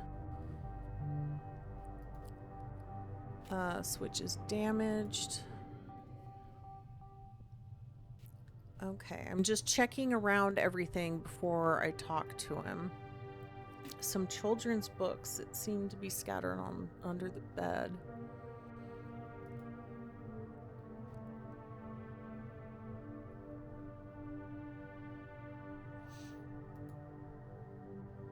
He was there, but seemingly in a state of catatony or trance. Would you like a crayon?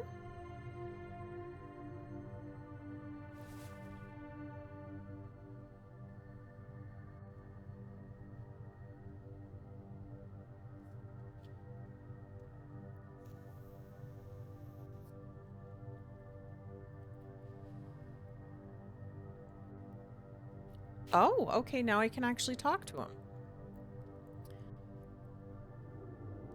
Interesting, that line was missing. Had they done something to you?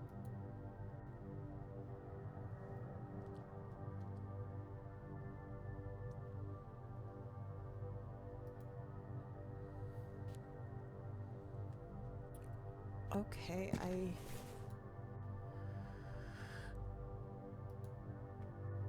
I gave him the thing. Huh.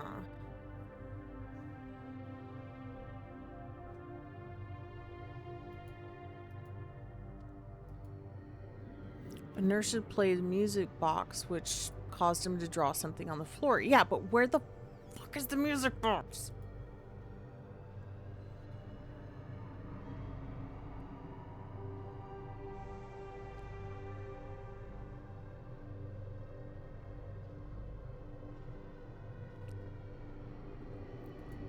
Oh no, you're right. Oh god, 12 a.m. Yeah, the big guy ate part of it. His body's in the morgue. So now I gotta go and cut him open and get it. Okay, so the man that swallowed the wind-up key. God damn it.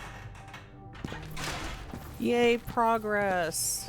God, I'm sorry guys that my brain is lagging so fucking hard today.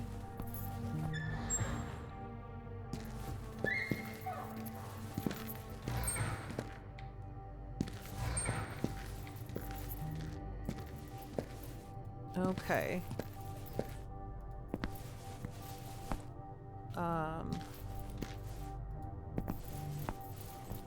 Okay, so I am here.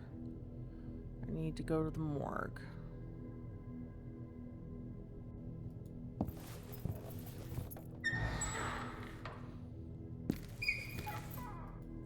Maybe I can look at this paper now and it'll be like, oh, I recognize that name and shit.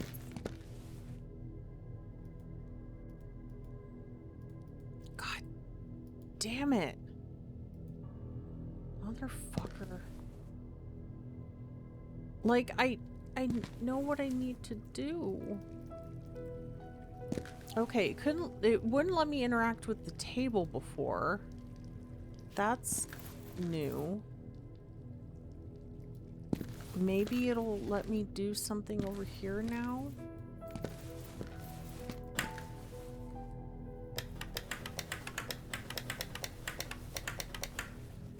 Sorry.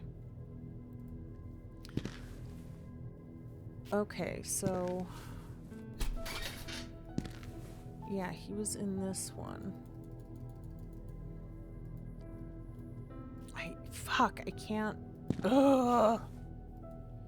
God damn it. This is one of those situations where I probably have to interact with something in a certain order for it to trigger of like, oh, hey, you know, I get it. I need to do this.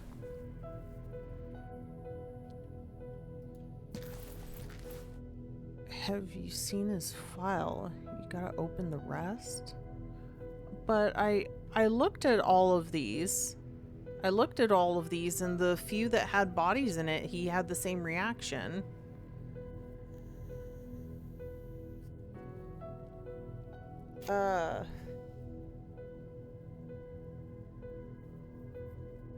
Yeah, the big guy, his name was Hodgins, I think. Yeah, Will Hodgins, E103.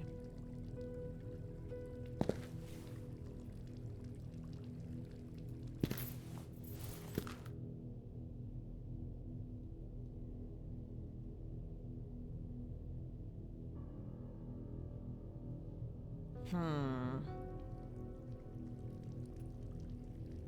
wonder where that file is then.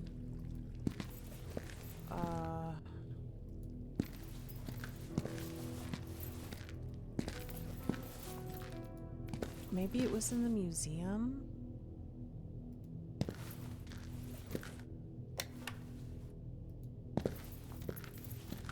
Because I thought I remember reading something, but Did you check the drawers? I thought I did.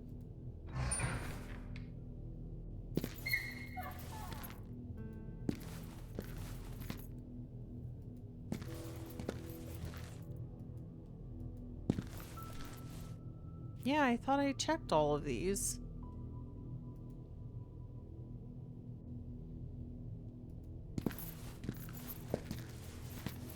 Maybe Lenny's moved now? Maybe.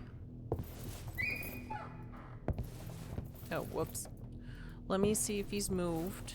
Maybe he moved to the 3rd floor.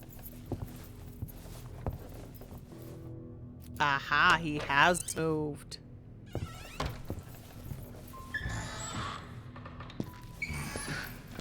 Have you gotten the music box? No. I haven't found the music box itself, but I know where the wind-up key is. A patient swallowed it, and the patient is no longer with us, so I have to...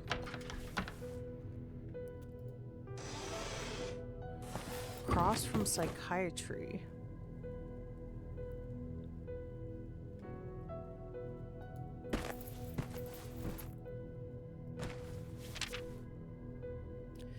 Exhausted and disappointed by the last session, I decided to take a walk outside in the yard to clear my mind.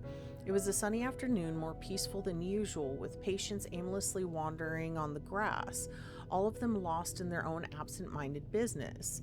A soothing ambiance, if a bit eerie, which helped calm my nerves. Among those patients seemingly enjoying the peaceful yet rare moment was Leonard, who was more talkative than usual with his peers, clearly influenced by the same kind of haunting aura that I felt in the air. There's something about him that makes me even more irate about the regressions in the group. Leonard was so close to being discharged from the institute. As I approached him in hopes of having a more open conversation than our therapy sessions usually afford, a striking detail that I missed earlier, thanks to the duller light of the therapy room, stopped me in my tracks. There was a noticeable rash across his ankle, running from his right foot to the bottom of his gown. Leonard seemed to have repeatedly scratched himself, and quite recently too, judging by the shiny red spots sprinkled across his skin. Puzzled about this, I motioned to get my patient's attention, but noticed yet another curious aspect of his appearance. His gown was overly dirty. Although this fact by itself was irritatingly usual by now, however, it wasn't just dirt, it was some sort of splotches of organic matter, as if Leonard had been rubbing himself against a moldy wall. The fuck? My initial guess was that he'd simply laid down on the grassy grounds of the yard to have some rest, but there was something about the texture of those stains that still intrigued me. They had a certain glittery nature to them, like the trail a slug would leave. And the color wasn't quite green either, as in reminiscent of grass, but a shade similar to turquoise. The fuck? What were they digging up down there? I took Leonard to my office so I could ask him a few questions in private. The organic stuff I obtained from Leonard's gown has proven to be more bewildering than I imagined. It is of fungi origin, as I suspected, yet seems to be exceedingly rare. While it is far from my area of expertise, there's no question the sample is something unique. Its properties indicated that it can only thrive in warm and humid environments, which are unlike the conditions of in our region. We are blessed with dry weather throughout the year. However, that means this mold fungus is some kind of deep under. Oh, okay. Stream's almost over, so sorry. Hold on one second. Some kind of deep undergrowth or something. Leonard had gotten close to it. I left a cotton swab impregnated with this stuff next to one of the lab rats. Oh, maybe that's why the lab rat died. Evidence dictated that the presence of this material caused a visible rash on Leonard's body, so a mere small quantity should produce a marked change in such a little critter. Something happened to the rat. I can't quite put my finger on what that is, but the rat is behaving differently. No visible physical alterations of note, but something's not the same. Could it be? Is it carcinogenic? A number of mold species produce toxins that can cause various health problems, the worst of which can ultimately include liver and lung cancer, as well as invasive diseases, especially in small children, the elderly, and people with weak immune systems. The most toxic mold known to date is thought to be black mold, which can cause general respiratory problems, especially if one has asthma or allergies, and may be linked to lung cancer, but none of this applies to our case. However, some poisonous mushrooms are known to cause organ failure, but none have been proven to be invasive to this extent. There's the death caps and the rather romantically named destroying angels. In the realm of plants, there are, of course, the Atropa belladonna, but that is basically poison. It doesn't stimulate a malignant growth. Fuck. While some species of mushrooms contain naturally producing carcinogens, these exist only in amounts and cannot directly cause cancer. And yet, there are peer-reviewed records of the unusual, oh god, I'm not even going to try, which is a pathogenic fungus, although it only attacks insects. It is parasitic indeed, and did something to the rat, but no, that's impossible. There are no records of such a thing anywhere in the world. If what I suspect is true, this carcinoma has an effect akin to a hallucinogenic drug, and if Leonard came close to it, maybe the rest. Oh my god. Hey, Crow! Hi! I actually was just about to end my stream. I'm sorry. Oh god. Check the boilers. They were probably incinerating bodies. Probably, but it is the end of my stream, so I need to go ahead and stop here. I'm gonna save really quick. So do that really fast. And I will go ahead and let you guys go. I believe Aiden is not available today, so I'm not sure what's up next, but you guys will see. Thank you very much for hanging out with me. I sincerely appreciate it, and take it easy, guys.